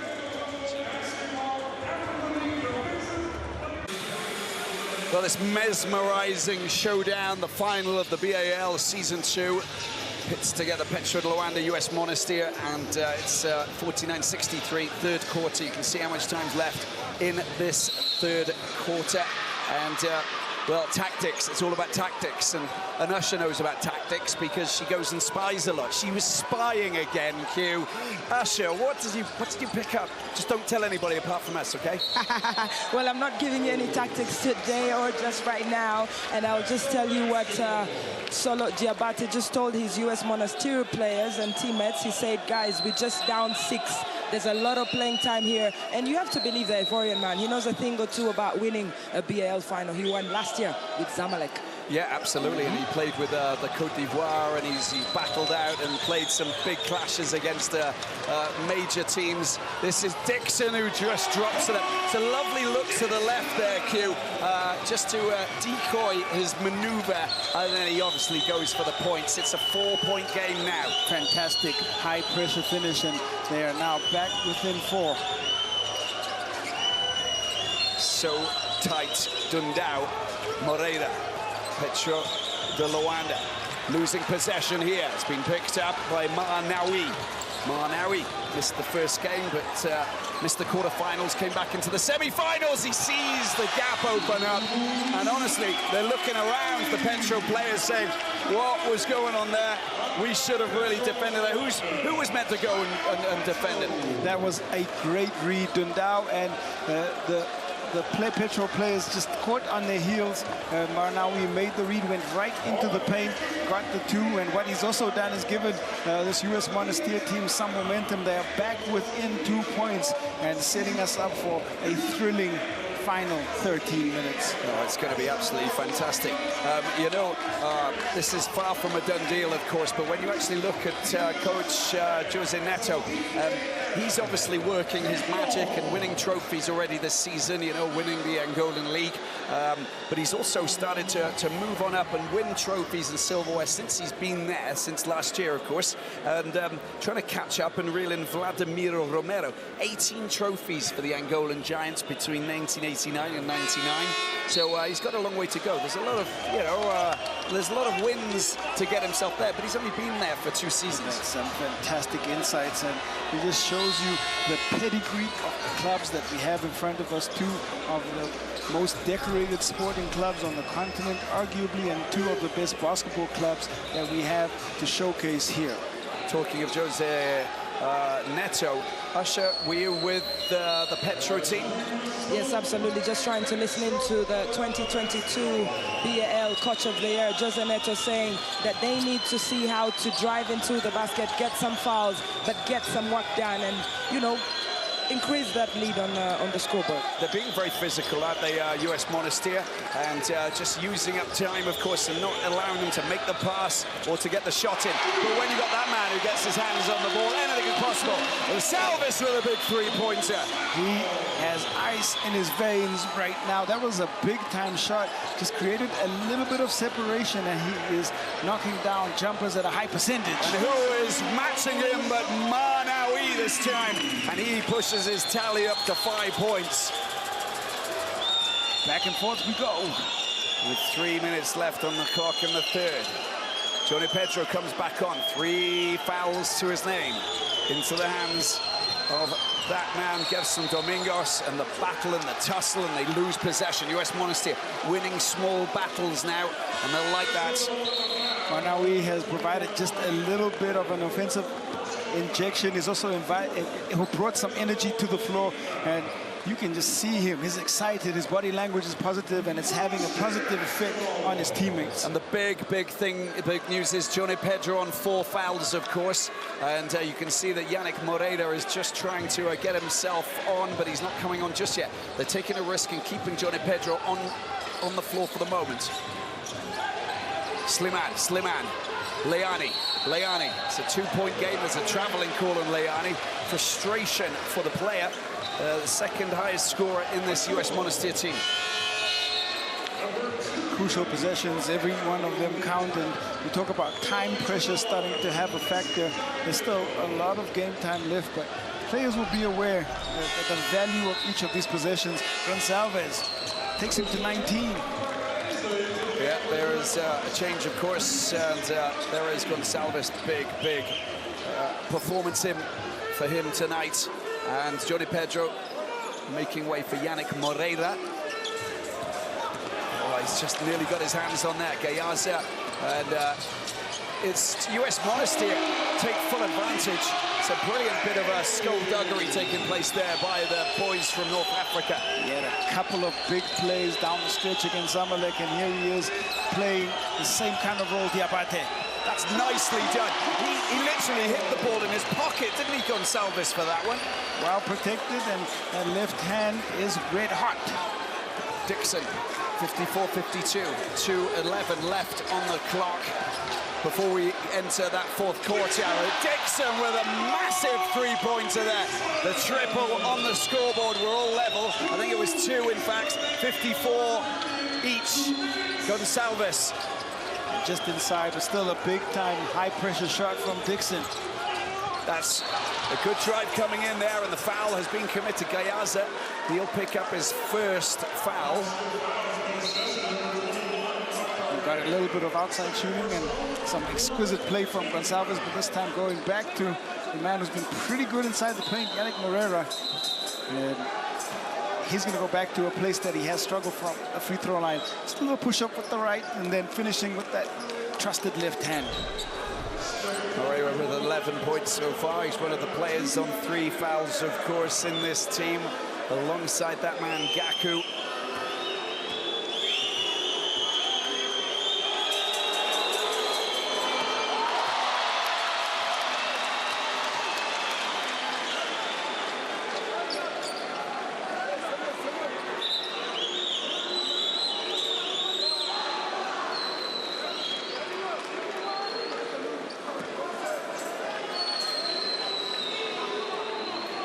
high-pressure free throws for Moreira. You see around the 40% mark, 44% right now. And this time he's good. He gets his pair of points there, 55, 56, 54. In fact, the scoreline 145 left. And some very tight basketball being played here. Both teams deserved finalists, of course. Gayaz into the hands of Sliman. Sliman, can he do something here? Doesn't get his range. It goes straight up. And Moreira with a massive dunk there. Yannick Moreira. Bring it on, making some noise here in Kigali. We've seen statement dance from US Monastir. This is Petro's own version of it. Yannick Moreira out on the open floor. And it's really the pass from Gonçalves. Moreira skies up, tomahawks it down.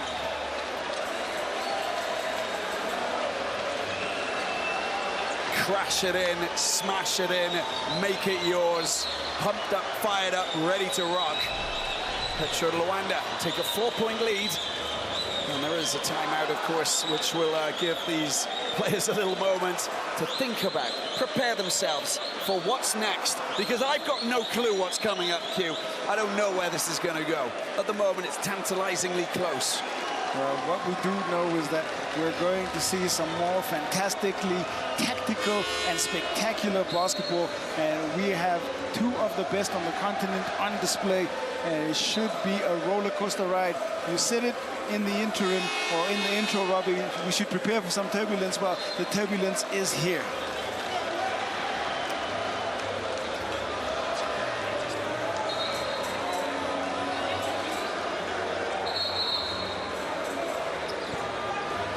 .54, and we will go over to Asha because Asha's going to give us some insight in what has been happening with coach Miodrag Perisic, the Serbian, feeding his players information, vital information. Asha, over to you.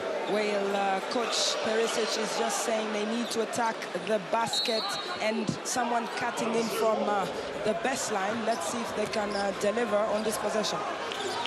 Let's see, Leani. Dixon downtown, Leani with the rebound, and that's a foul. And that's a foul by Yannick Moreira, and Moreira will now have 4 fouls, just like Johnny Pedro, it looks like, which is serious, and it's 5 team fouls as well, Asha. Yes, it is 5 team fouls for Petro de Luanda, so from now on, for the remaining 1 and 16 seconds, every time they foul, they'll go on the line. Pedro Gaku with the 4 fouls. Moreira picking up that 3rd. Going to force some interesting rotations, especially down the stretch. There's a lot of game reading in this fixture. It's obviously the BAL final, and helping Coach Jose Neto on the sidelines is Mary Andrade, who is the first black and African woman to coach an NBA G League, which is the Birmingham Squadron, an affiliate of the Pelicans.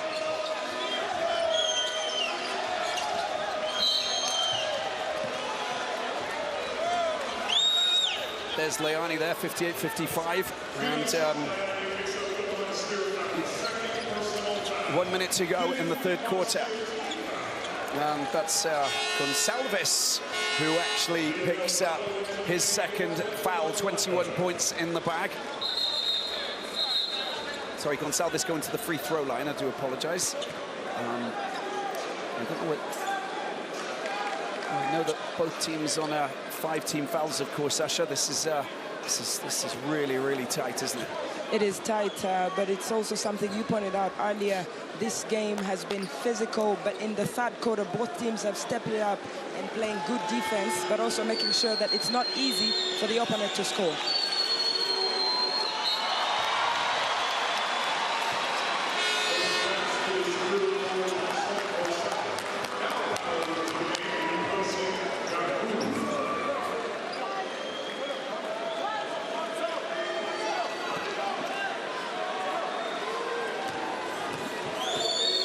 Gonçalves that on the free throw line.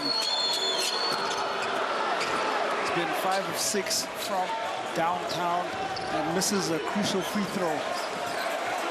Yeah, the interesting thing is that at US Monastir, you know, although they've got Magic, who's up to 4, all of the other players, you know, there's only one other player, Slimane with 3, because he picked up those 2, just out of pure frustration. Gayaza tries to turn and spin and get himself up, and there's another foul, and this time, I think it is Albert Clark-Matthews, unless it's Yannick Moreira. If it's Yannick Moreira, serious. It was Jason Gonzalez who picked up that one. Jason Gonzalez, sorry. It's his 3rd personal foul. Both teams are in the penalty. And now we're coming off the ball. And this is going to be a tactical game going into the 4th quarter, Q. Just because we see these players who have fouls. You know, foul trouble obviously means you can play a different kind of game.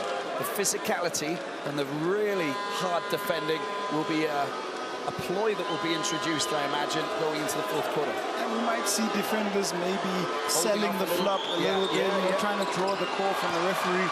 It's going to definitely be a part of the narrative in the 4th. High drama, guaranteed.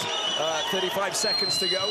Salvis has the ball in his hands. Solo Diabate defends in a big way. Oh, Gayaza just getting in the way. Taps the ball out of play. They get possession on the sideline. Just trying to draw increased coverage here, Gonçalves there. They're trying to keep the ball out of his hands because he's had the hard hand on the offensive end. Paolo back into Gonçalves. Well, all that's beautifully done. Gets rid of Diabate. Gets the ball back out. Opportunity here for Matthews. Matthews with a big shot. Comes off the metal. Picked up by Gonçalves. And Matthews has the ball again. 11 seconds. No. Less than that. It is now, anyway. Shot clock down to 3.5. Got to get your shot in. Gonçalves, surely not. Oh, it comes back out. Another opportunity. There's the shot. It's... Oh, it's gone in. It's out. No, it's not. It doesn't go in. It's not a buzzer beater. Close, but not close enough. Tantalizingly close. It doesn't get closer. It doesn't get closer, and that would have been a really big score. You see the shot from Gonçalves, the tap back. Moreira couldn't hold, and Dominguez up, and right place, right time. Just a tad bit late from Matthews. So there we have it. Albert Clark-Matthews unable to sink those 2, so it's just a 2-point game going into the 4th quarter. This is so close. 59 points for Petro de Luanda. US Monastir 57. We're just getting clarification from, of course, Hortensia Sanchez-Correzales of Mexico, just to make sure that it was outside of the buzzer, and then we'll just get straight into the break. But let's clarify the situation, which is great. We continue to see the referees trigger the instant replay system and just getting confirmation that the red light goes on when the clock gets down to 0. And you see them just taking their time and confirming that what they saw, what the eye test is actually there visually on camera.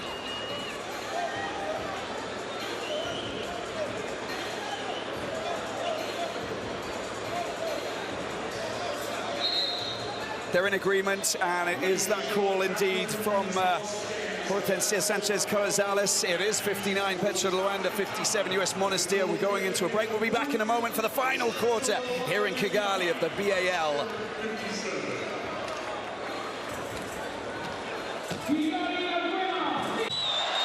We have some extraordinary performers here. Hugh has not done the backflip for a couple of weeks now. I was just asking him if he wanted to come out and just perform, but he said, I'm going to shy away from that, Robbie, because I want to stay in the commentary box. That's right, because yoga helps with backflips, and, you know, I try to stay away from as much physical activity as possible. Kind of. I mean, you know, we're not 100% sure about that because you did play the celebrity game, King. You know, and that was just, it was wonderful to see you go out onto the court and show us what you're capable of doing still, which is great. We're going to go over to Asha. Asha, give us some news from the floor. What did you pick up? Well, I was just speaking to Mary Andrade, who is part of the Petro de Luanda technical team, and she's saying this is a game of runs, and she hopes that Petro de Luanda can be the team that has the last run and eventually are crowned champions. Oh, it's so tight, isn't it, Dixon? There's a travelling call, and they're giving the ball back to their Angolan opponents. as they trail by 2 points. Q. Turnover number 15 for US Monastir, and I guess uncharacteristically 20 turnovers for Petro de Luanda, but they still do hold the most important stat or most important scoreline, and that's the lead, 59-57.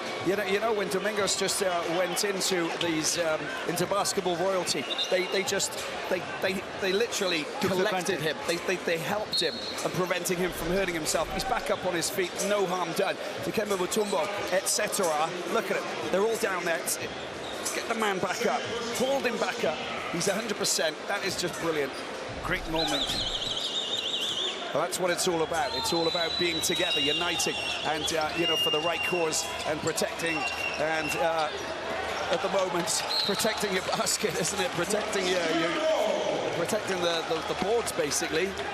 21st turnover for Petro de Luanda. That time, the defensive pressure forcing the rushed pass from Moreira. Dixon, given a little bit of space. It's a wild pass, but it's still made safe. Dixon with a three-pointer. It's going to go! It's a beautiful triple there for Dixon. And how about that? They move ahead by a point going into the fourth quarter here. The pressure increases. Dixon's shot-making rate continues to climb. This is someone who I think enjoys the high-pressure shot. But he's good from downtown as well. He's going in from the outside. That's another fine basket as well. How about that from Yannick Moreira? And they move 1 point ahead. Another lead change. We've seen 10 of those prior to this as both these teams continue to want this title.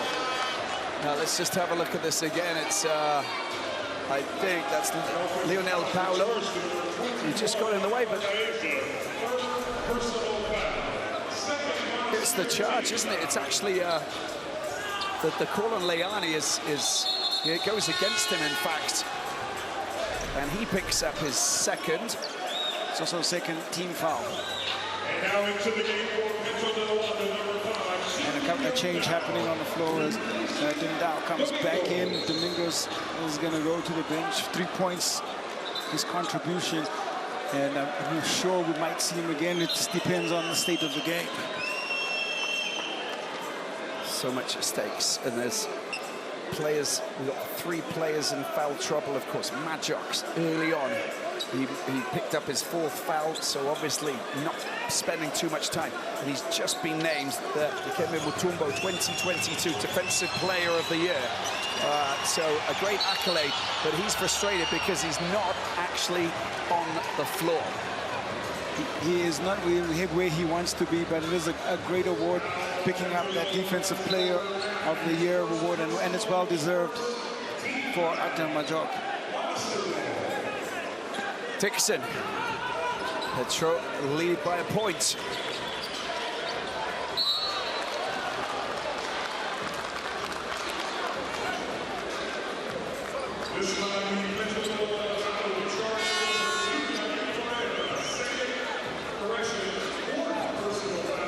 And Yannick Moreira with just a simple foul that sees him go up to 4.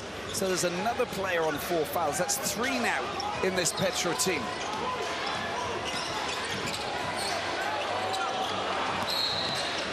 It's going to be really, really interesting to see how US Monastir approach this, because the natural inclination is to attack the player who's in foul trouble. Moreira off Petro back in, but he's also got 4 fouls. And, you know, player management and rotation management crucial for the coaching staff of Petro de Luanda. You know what? I can see Sliman, who's like, oh, that was Leani trying to smash it down. We're looking for his 3rd highlight play. Leani gets baseline on Paulo. Has him on his back, goes up. Paulo did enough to just deter the dunk, but it'll be Leani to the free throw line. And the first foul for Paulo. 36 years of age. But the player getting good time on the floor. But US Monastir capable of just getting themselves ahead if Leani can increase his tally to 17 points tonight.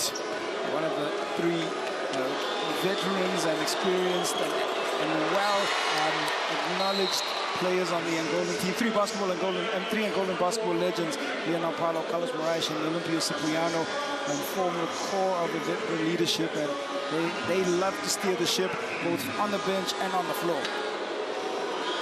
Leone, 15 points, 8 rebounds, 4 from 8 from this line here.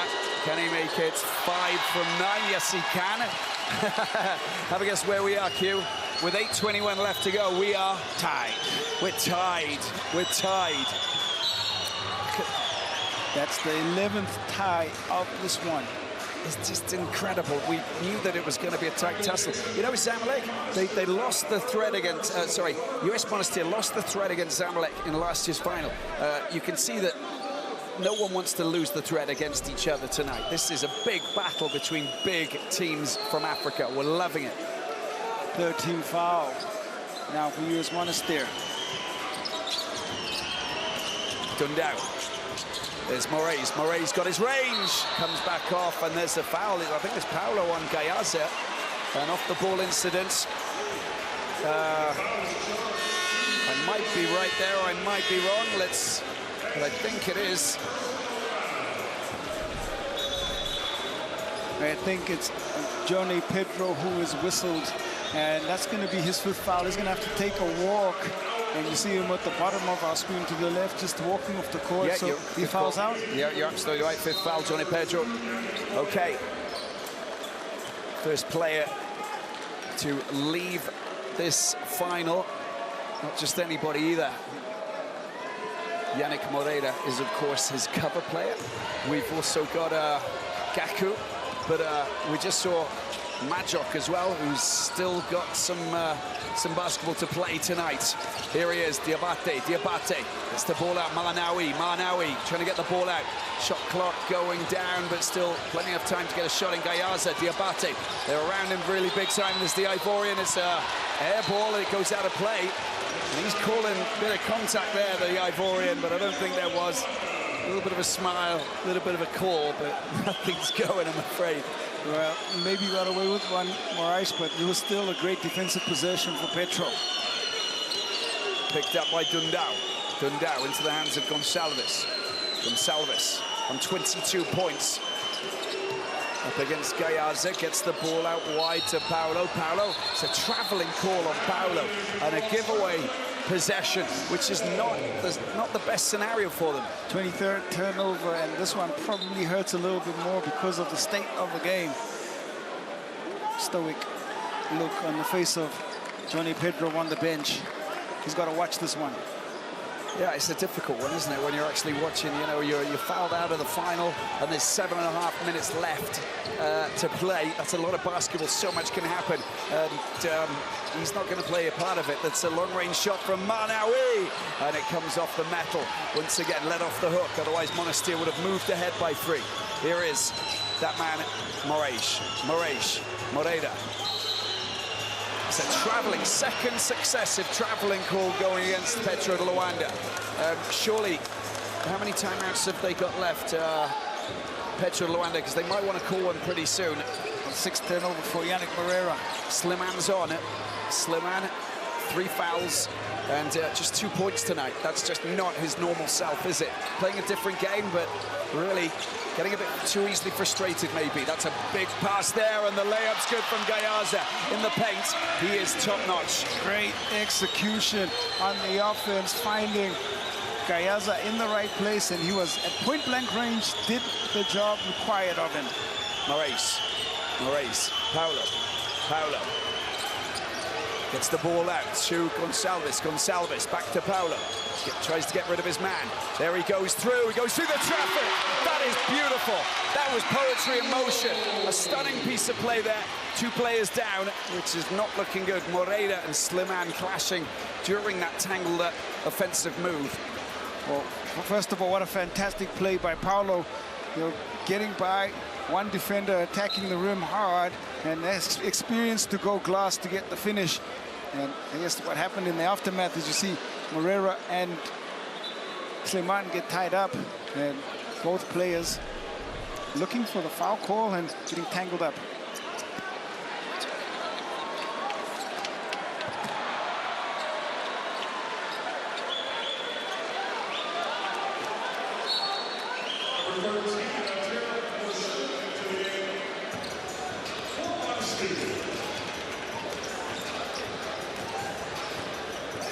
Petro de Luanda 63, US Monastir 63. It's going out wide. It's a big shot. Slimane takes the rebound. Slimane tries to get past his man. Marnawi out wide. Majok's on. Majok around the outside. Diabate this time. Oh, there's a little bit of a tangled-up maneuver, and they will still keep possession. Kick ball, and that's a reset of the shot clock. They'll have 14 more seconds to try and construct and find a nice shot within the offense. Where on earth is this going? I've got no idea. Dixon, Slimane out wide. Marnawi with a long-range shot. It just rattles the metal.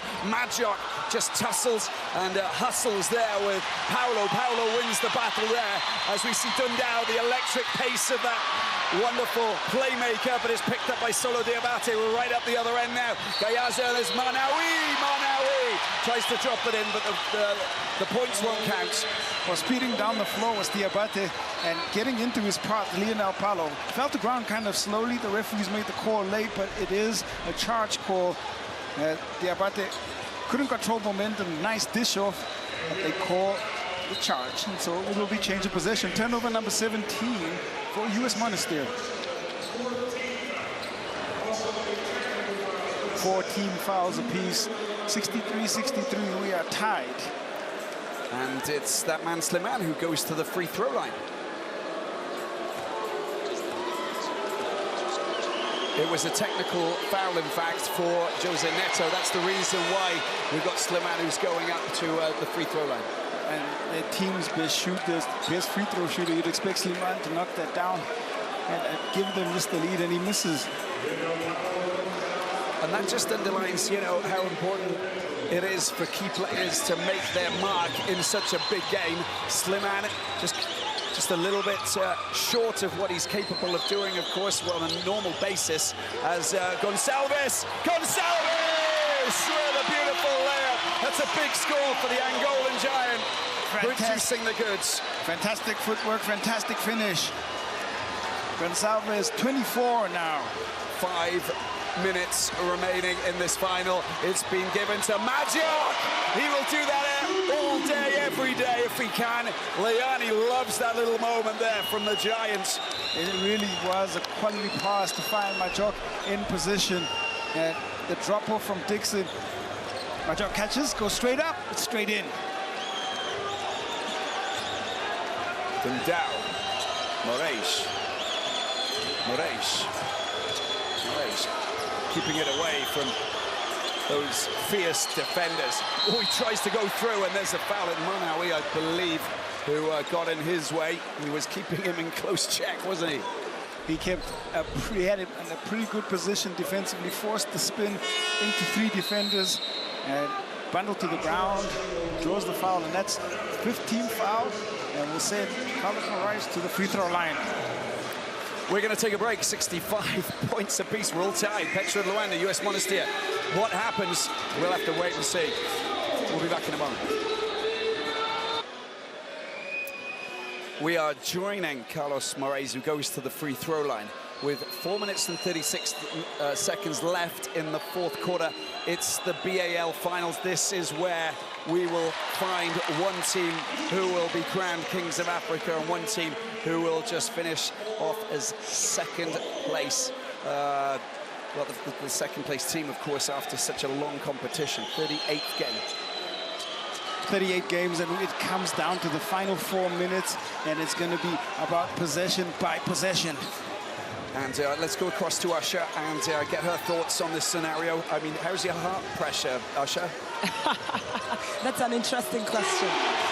And every single time, it's a big score, Coles Jr. And how about that, 68-66, US Monastir move ahead. Wow. I hope that answered your question, Robbie. Yes, it has indeed. It is a high-pressure game, and you can see that both teams are giving everything to win. But it's going to go down to the wire, and whoever is consistent and has the last run, like Coach Mary Andrade said, will win this game. Thank you so much, Usher. We'll catch up with you a little bit later on. Valuable information every single time. They're on 5 team fouls, US Monastir. The reason why we're going to go up to the... Are we going to the... I think we're going to the free throw line because the foul was on Dundao. No, the foul was on Slimane, who picks up his 4th foul. And he's also in a little bit of foul trouble. And of course, if these sink, then we're all square once again. 5 of 10 before that miss. Make that 5 of 11 for Yannick Pereira. And gotta at least get one of these two one-fields from this free throw line. Yannick Pereira, a lot of pressure to make sure that this goes down. Just interesting change. Yeah. Gaku's going to go to the bench. They're bringing in the experience of Cipriano. This is going to help them space the floor, but they give up a little bit of size. Well, yeah, you know, if they want to pass the ball around and swing it around a little bit, he's one certain player who can do that. That's it's an important point. That is. It's a very important shot. 67-68, and into the last 4 minutes. Coles Jr. puts it up for Majok. He puts it in as well. Wow, wow, wow. What a fantastic throwdown by Majok, skying high. And it's a big, big time play. Carlos Morais going up for the three. It's an important three, but it doesn't go up onto the scoreboard. It's coming off the metal and made tame by Slimane. This is the important part of the game now. It's the important moments of these finals. It's been a long journey for all of these teams. They get possession back. Coles Jr. doing enough to get that ball touched by Moreira. Oh. And the pass or the finish, both really fantastic. Just over the outstretched hands of Moreira and Majok. We've seen him do that all season, and he's doing it now when it matters most. Incredible. Here's Majok again. Majok. Oh, it doesn't fall, so close. And that would have been a 5-point lead for US Monastir with just over 3 to go. Here's Gonçalves hitting threes like they've been going out of fashion. It's a big pass, that is. Oh, my word. Look at that. Swatting it away. Majok comes to the floor. Picked up by Gonçalves, goes into the paint, drops it. Oh, the pass doesn't fall into the hands of Moreira. And there's a foul by Carlos Morais, knocking over that man, Marnaoui. Smart foul. It might be called an unsportsmanlike, and there's certainly a case for the ball on a downward path of trajectory, but you see the value of Atul Majok inside the paint. He can block shots, alter them as well, and the referees are just going to confer to figure out if they're going to call a clear path and make it an unsportsmanlike or a technical foul on that foul by Morais. If it is, it's going to be 2 shots plus possession and a chance for US Monastir to create some separation. Yeah, we're just getting the lay of the land. Of course, the officials just gathering, communicating. The Tunisian fans who have made the journey down here to Kigali making a lot of noise. What may save Morais is that there was a player ahead of him. He wasn't the last player on the line, and in the context of the game was a really smart play, and so it should be. And yeah, they do call unsportsmanlike, so it is 2 shots plus possession. And there it is. That's the call on Carlos Morais. And it's Marnaoui who goes straight up to the free throw line. Such an important play at such an important time of the game.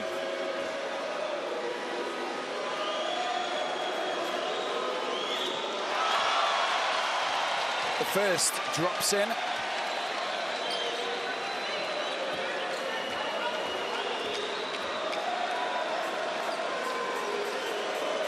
Six pick points by Marnaoui. And so does the second. Make that 7. He has been an X-factor player off the bench for US Monastir. Get this. If they score from this play now, that will be a big statement, and it'll give them a lot of confidence as going into these final 3 minutes. Ball goes out wide. It's a big long-range shot. Rattles the rim, doesn't drop. And picked up and taken forward by Cipriano, down into the corner. Cipriano, it goes off the mat, off the backboard, and straight into the hands of that man at Coles Jr. They get possession back. Fine battling there by Petro de Luanda. That is the value of Dundao. You just can't put the ball down on the floor around him and able to force a very crucial turnover with 2:22 left.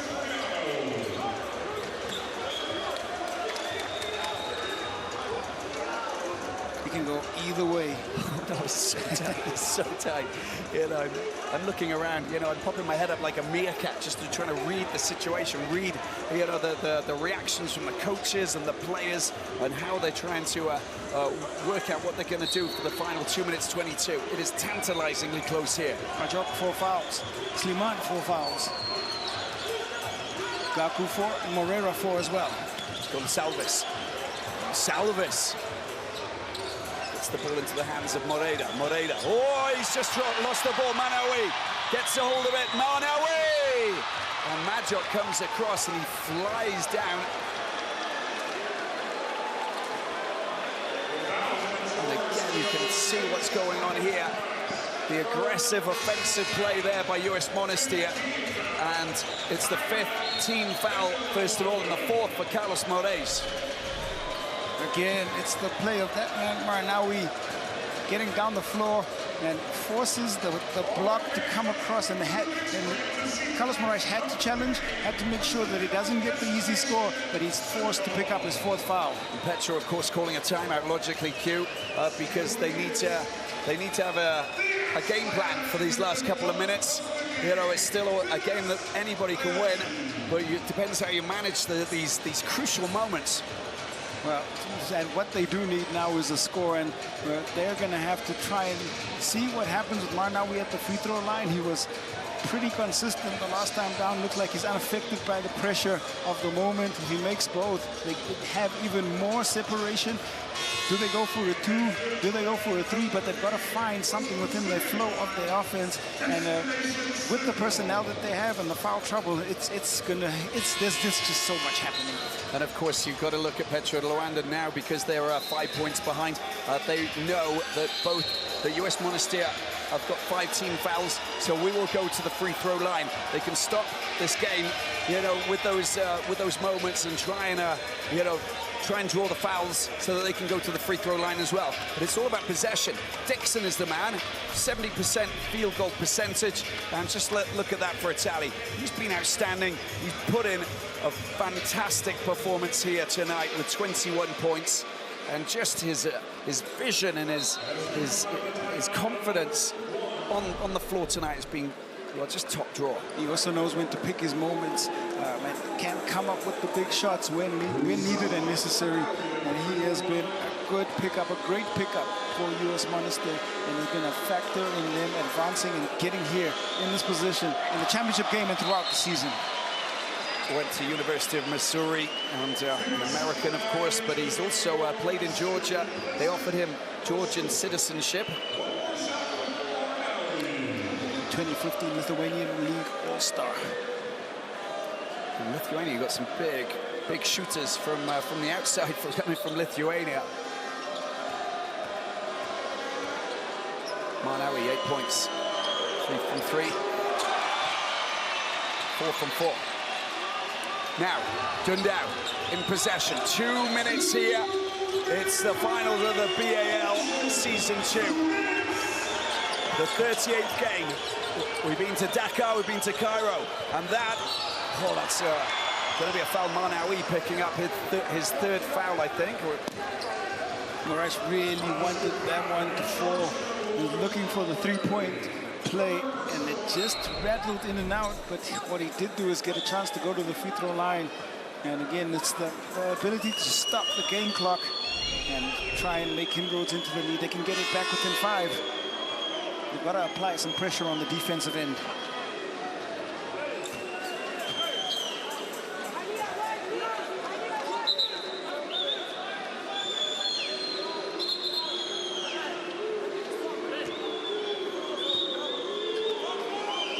Two or 4, 50% for Carlos Moraes from the free throw line so far. Majok on the bench. Leani and Slim out of the 2 players. This is the first.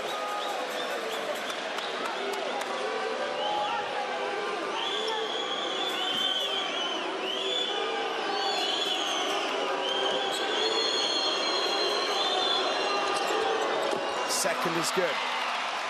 Possession in the hands of US Monastir. Full court press, logically. They need to get themselves, but they can't leave players with loads of space. Marnawi gets the ball out wide, brings it back, using the clock intelligently. See a little bit of confidence in the body language of the US Monastir players.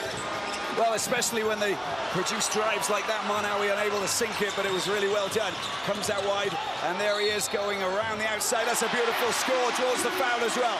And Petro de Luanda with that man who's been unstoppable all night, Gonçalves. The standout player for Petro de Luanda, 26 for Lukendi Gonçalves, and just creating contact and separation. And that left hand difficult to block as he goes baseline for two. He just climbs up a little bit into the sky, the step ladder effect, but still manages to just pop it in. Pressure free throw can bring it back within a single possession. Gonçalves. Oh, he just doesn't manage to drop it in. It's a 4-point game, so it's Petro de Luanda still trailing. 1 minute 20. Every play is key now. Free throw 72, 54 for Petro. So down on the Tunisian Giants as Coles Jr. goes through and he gets fouled. Yeah, that's going to be the end of the evening for Moreira. He will pick up his fifth, and though he's had a pretty great game offensively with his 18 points, his presence on the floor probably needed down the stretch here with this final 1 minute and 6 seconds. Yeah, and we'll obviously have Gaku, who's going to come back on to replace him, but he's on 4 fouls as well, so we just know that this is tantalizingly close, and every play is vital. But it's sweaty pops time from the free throw line. Can you hold your nerve? Nice image, that is good. Coles Jr. gets his first 5 points now.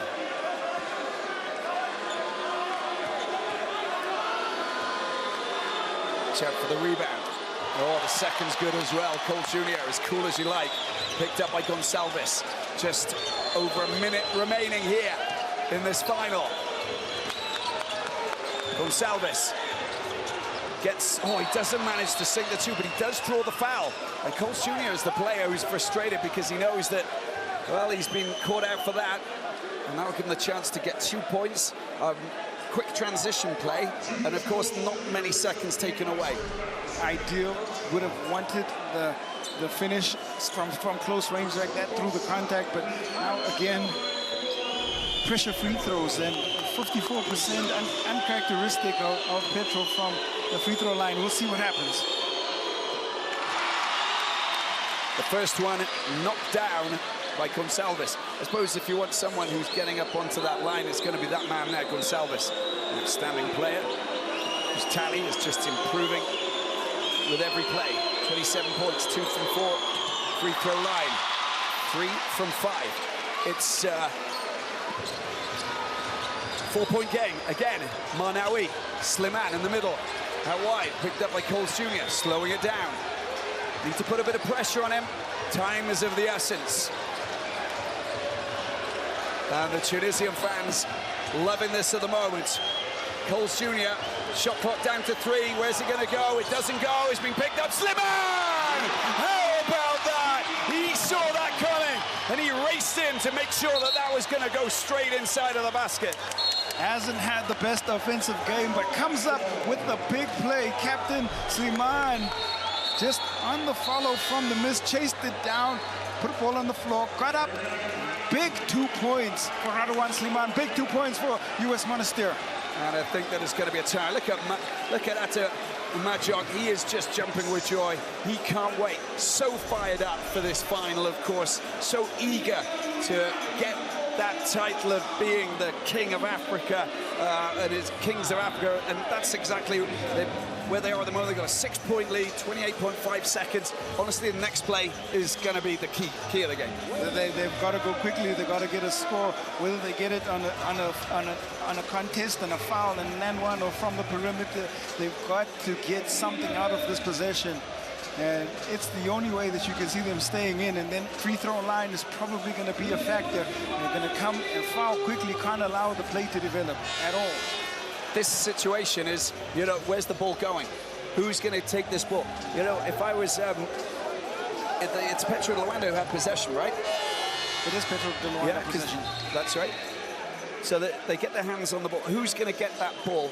Okay, who do you give it to? Well, you have a variety of options in terms of... It's got to be Gonçalves, right? It's got to be Gonçalves. You can use Dundao to get inside the paint to try and create, but the shot has got to come from either Moraes or Gonçalves. But the trouble is, if you go for 3 points, you know, what does that mean? That means that basically, you know, you might not get the ball back afterwards. But if you drive through and you get the foul, that's a different scenario altogether. Well, ideally, they want a 3 on this possession. Ideally, yeah. I'd put them up to 75 because, yeah, we're 6 points. That makes sense. Leani, stolen the ball, and he draws the foul. And that is basically, that's it, isn't it? That is great defensive work by Firas Leani. First of all, to steal the ball away, and secondly, to draw the contact from Gaku, who's going to pick up his fifth foul. So he's out of the game and read the play well, went up. The hard foul came from Gaku. It's called unsportsmanlike. So now it's 2 shots plus possession, and it's increased the likelihood that US Monastir can inch closer and closer to the desired goal. Gaku fouled out. Pedro fouled out. Moreira fouled out. They're bringing on Paulo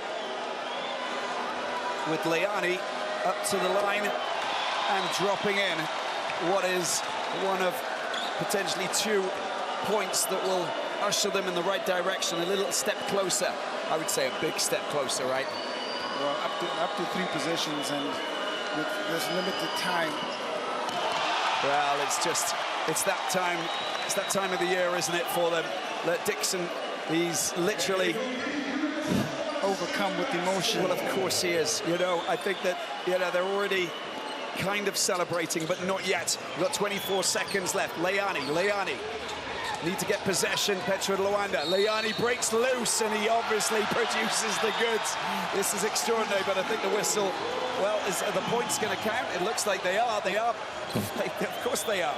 The points count. Leani putting the icing on a fantastic offensive showing that will take him to 20 points, and a lot of them just coming when he gets the chance to get into the seams, finishes with the right hand, and a little bit of showmanship, and you can start to feel that there is no way back for Petro now. Yeah, Leani just absolutely fired up. He's been producing some extraordinary plays tonight. You know, the dunks, the one-handed dunk, he's been producing a lot. It's been extraordinary.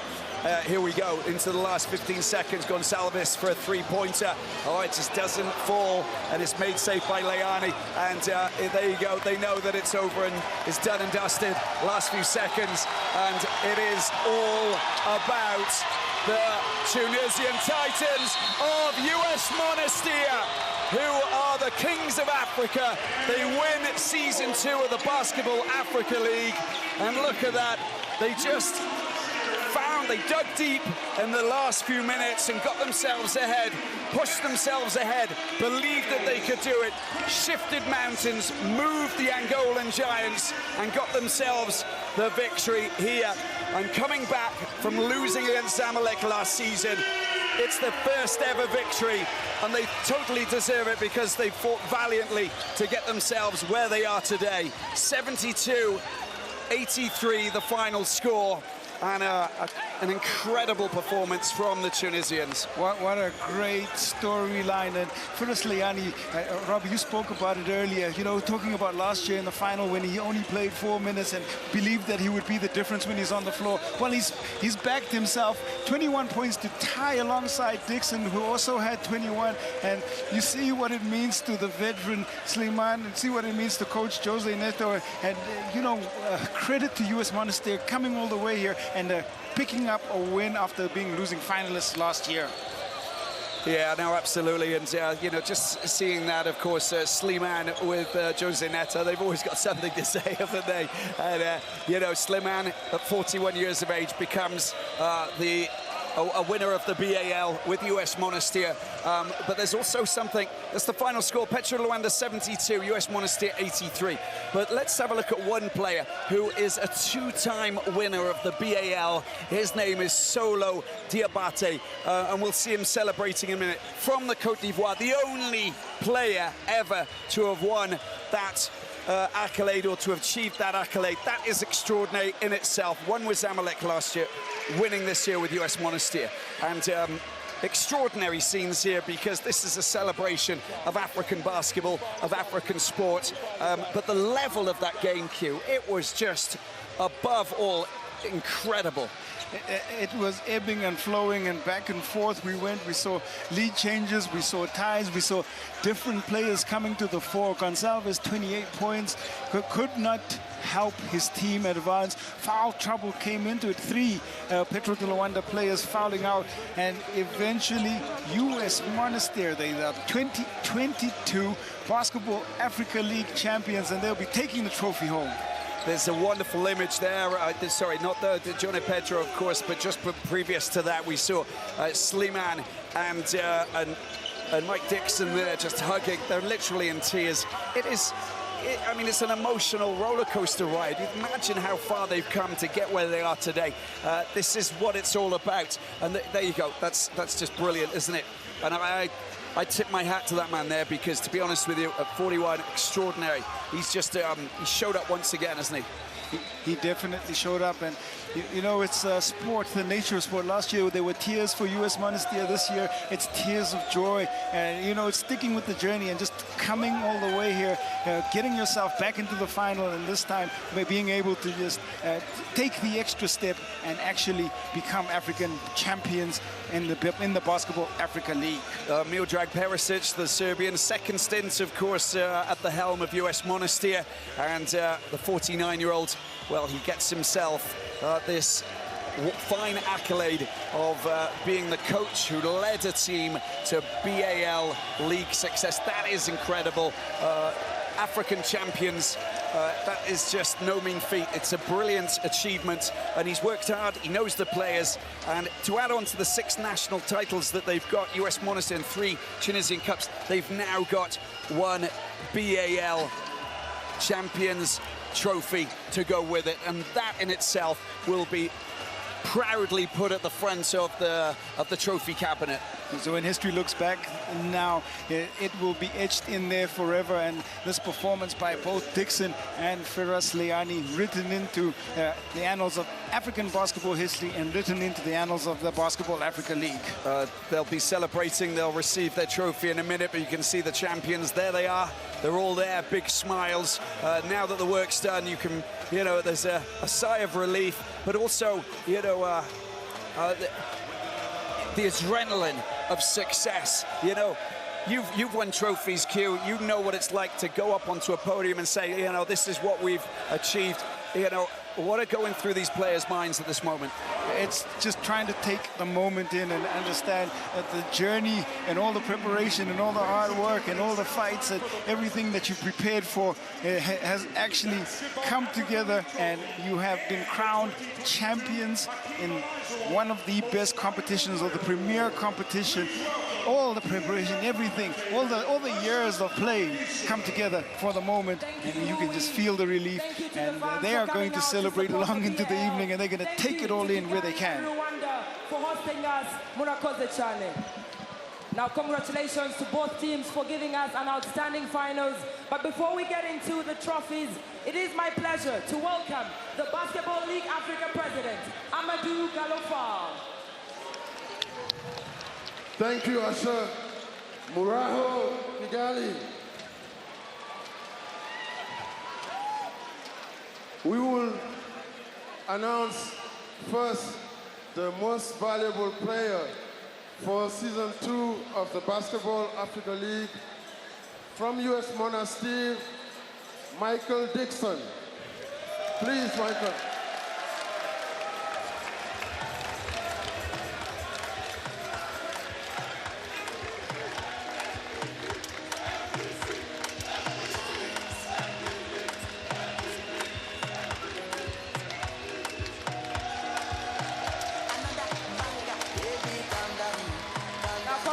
Congratulations. Congratulations, Michael Dixon. You put up big numbers throughout the season, and your performance tonight led to the victory. What does this award mean to you? I really don't care about myself. You know, my teammates are unbelievable. They put confidence in me since I've been here. And this is really just a team win. This is for the country of Tunisia. This is for U.S. Monastir and all our fans. Thank you so much. As a key member of this team, what does this award mean to the team and the victory tonight? It's huge. You know, we've been working really hard since we left Senegal. We played every 2 days, and now we're here. We've been through a lot, but I'm just so happy for my team and our club and the country of Tunisia. It's been an unbelievable ride. Well, thank you so much. Now, one more time for the 2022 Hakeem Olajuwon MVP, Michael Dixon. Fantastic achievement for Michael Dixon. He really was a standout performance. Welcome the captain of U.S. Monastir, Radwan Sliman.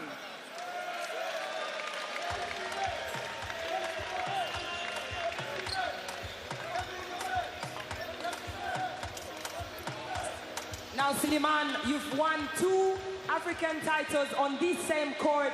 First the Afrobasket last year, and now the BAL. How do you feel now? It's unbelievable. The second time in maybe 6 months now, I take 2 big titles, 1 Afrobasket and 1 BAL.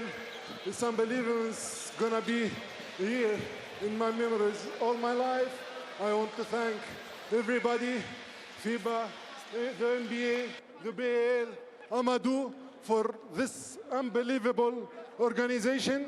And I hope next year also this next edition gonna back more stronger.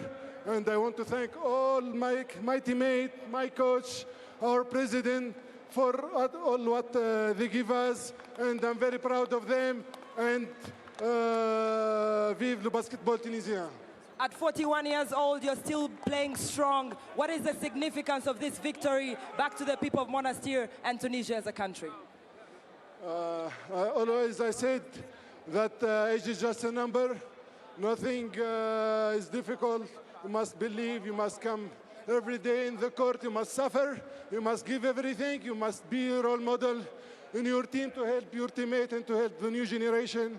And this is what I'm trying to do. And I hope the next generation gonna be better, and they're gonna do better than what we are doing. Thank you very much, Sliman. Mabruk, congratulations once more. And now the moment we've all been waiting for. Let's bring back the BL president to present the 2022 Basketball Africa League Championship Trophy.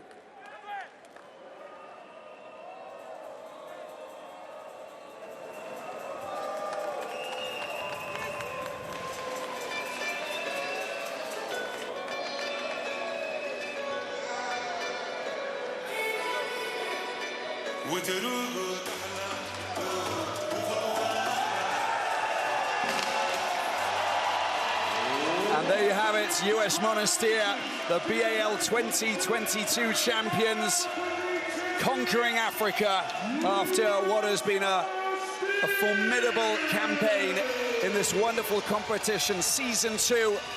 And now they take over the title as the champions queue, and they thoroughly deserve it. We knew that they were going to be heavyweights coming in this season, and they showed that what they're capable of doing. They did, and they also faced adversity. They thought that they would come undefeated through the Sahara Conference, picked up that loss against Reg, and then had to battle hard as every single team here. Cape Town Tigers, of course, in that quarterfinal, and a very, very tough semifinal against the defending champion Zamalek, and then they had to face the Angolan champions to try and pick up this trophy. So it was hard fought. They battled, they fought through all of that adversity, and look where they are now, crowned champions of Africa. And there you can see the joy. You know, the work has been done, and this is what they've managed to achieve, having worked so hard to get themselves in this position. And they finished second in the Sahara Conference, of course, behind Reg, but they still managed to show us what they're capable of doing. You know, coming back, and I think that key match in the semi-finals lifted them just a little bit higher in their ambitions to go all the way. it's got to give you a psychological edge just to know that you were able to beat the team that beat you in the finals last year. They also did it on the back of their defensive play. And even in the game today, they lost Majok for periods of the game in foul trouble. Dixon had to make some big shots. They got an X-factor play for Marnawi, who came in and gave them 20 great minutes and 9 great points. And then you have to talk about Firas Leani and his contribution throughout the entire season. And he did he did some fantastic work in this game. Well, there he is. That's the man. It's the MVP, of course, Michael Dixon.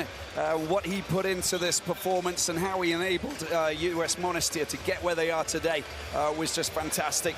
A coach who's got so much respect, of course. A wonderful, wonderful man who's taken them in the right direction. They'll be celebrating in a big way in Tunis and in Monastir and across the country, Sfax, but most importantly in Monastir, of course, where they absolutely love their basketball. We hope you've enjoyed this season. It's been extremely interesting indeed. Some wonderful basketball right across Africa and across the world. Petro de Luanda falling short against US Monastir, who are the winners, and we can take a look at the stats before we go. Well, yeah, as we sum up what has happened in this championship game, 83 points to 77, both teams at 44%. And you thought that the three-point line was going to be a factor. 10 of 28 it was, but even though they had a poor showing from the outside, it was hard-fought tooth and nails, and they managed to score on the interior. Firas Leani being the guy who was able to get inside and really just hurt Petro de Luanda inside the paint, and they were able to share the ball at 20 assists. Well, I just want to say thank you to everybody who's made this possible for the second season. Of course, Q, Usher, and myself, we will give a big thanks to everybody involved. It's been an extraordinary journey. We've got there in the end. US Monastir are the champions, and we'll see you next season for season 3. Who knows what's on the horizon? But all we can say is that Slimane and this Tunisian team of US Monastir can celebrate until next year when season 3 begins. Game on.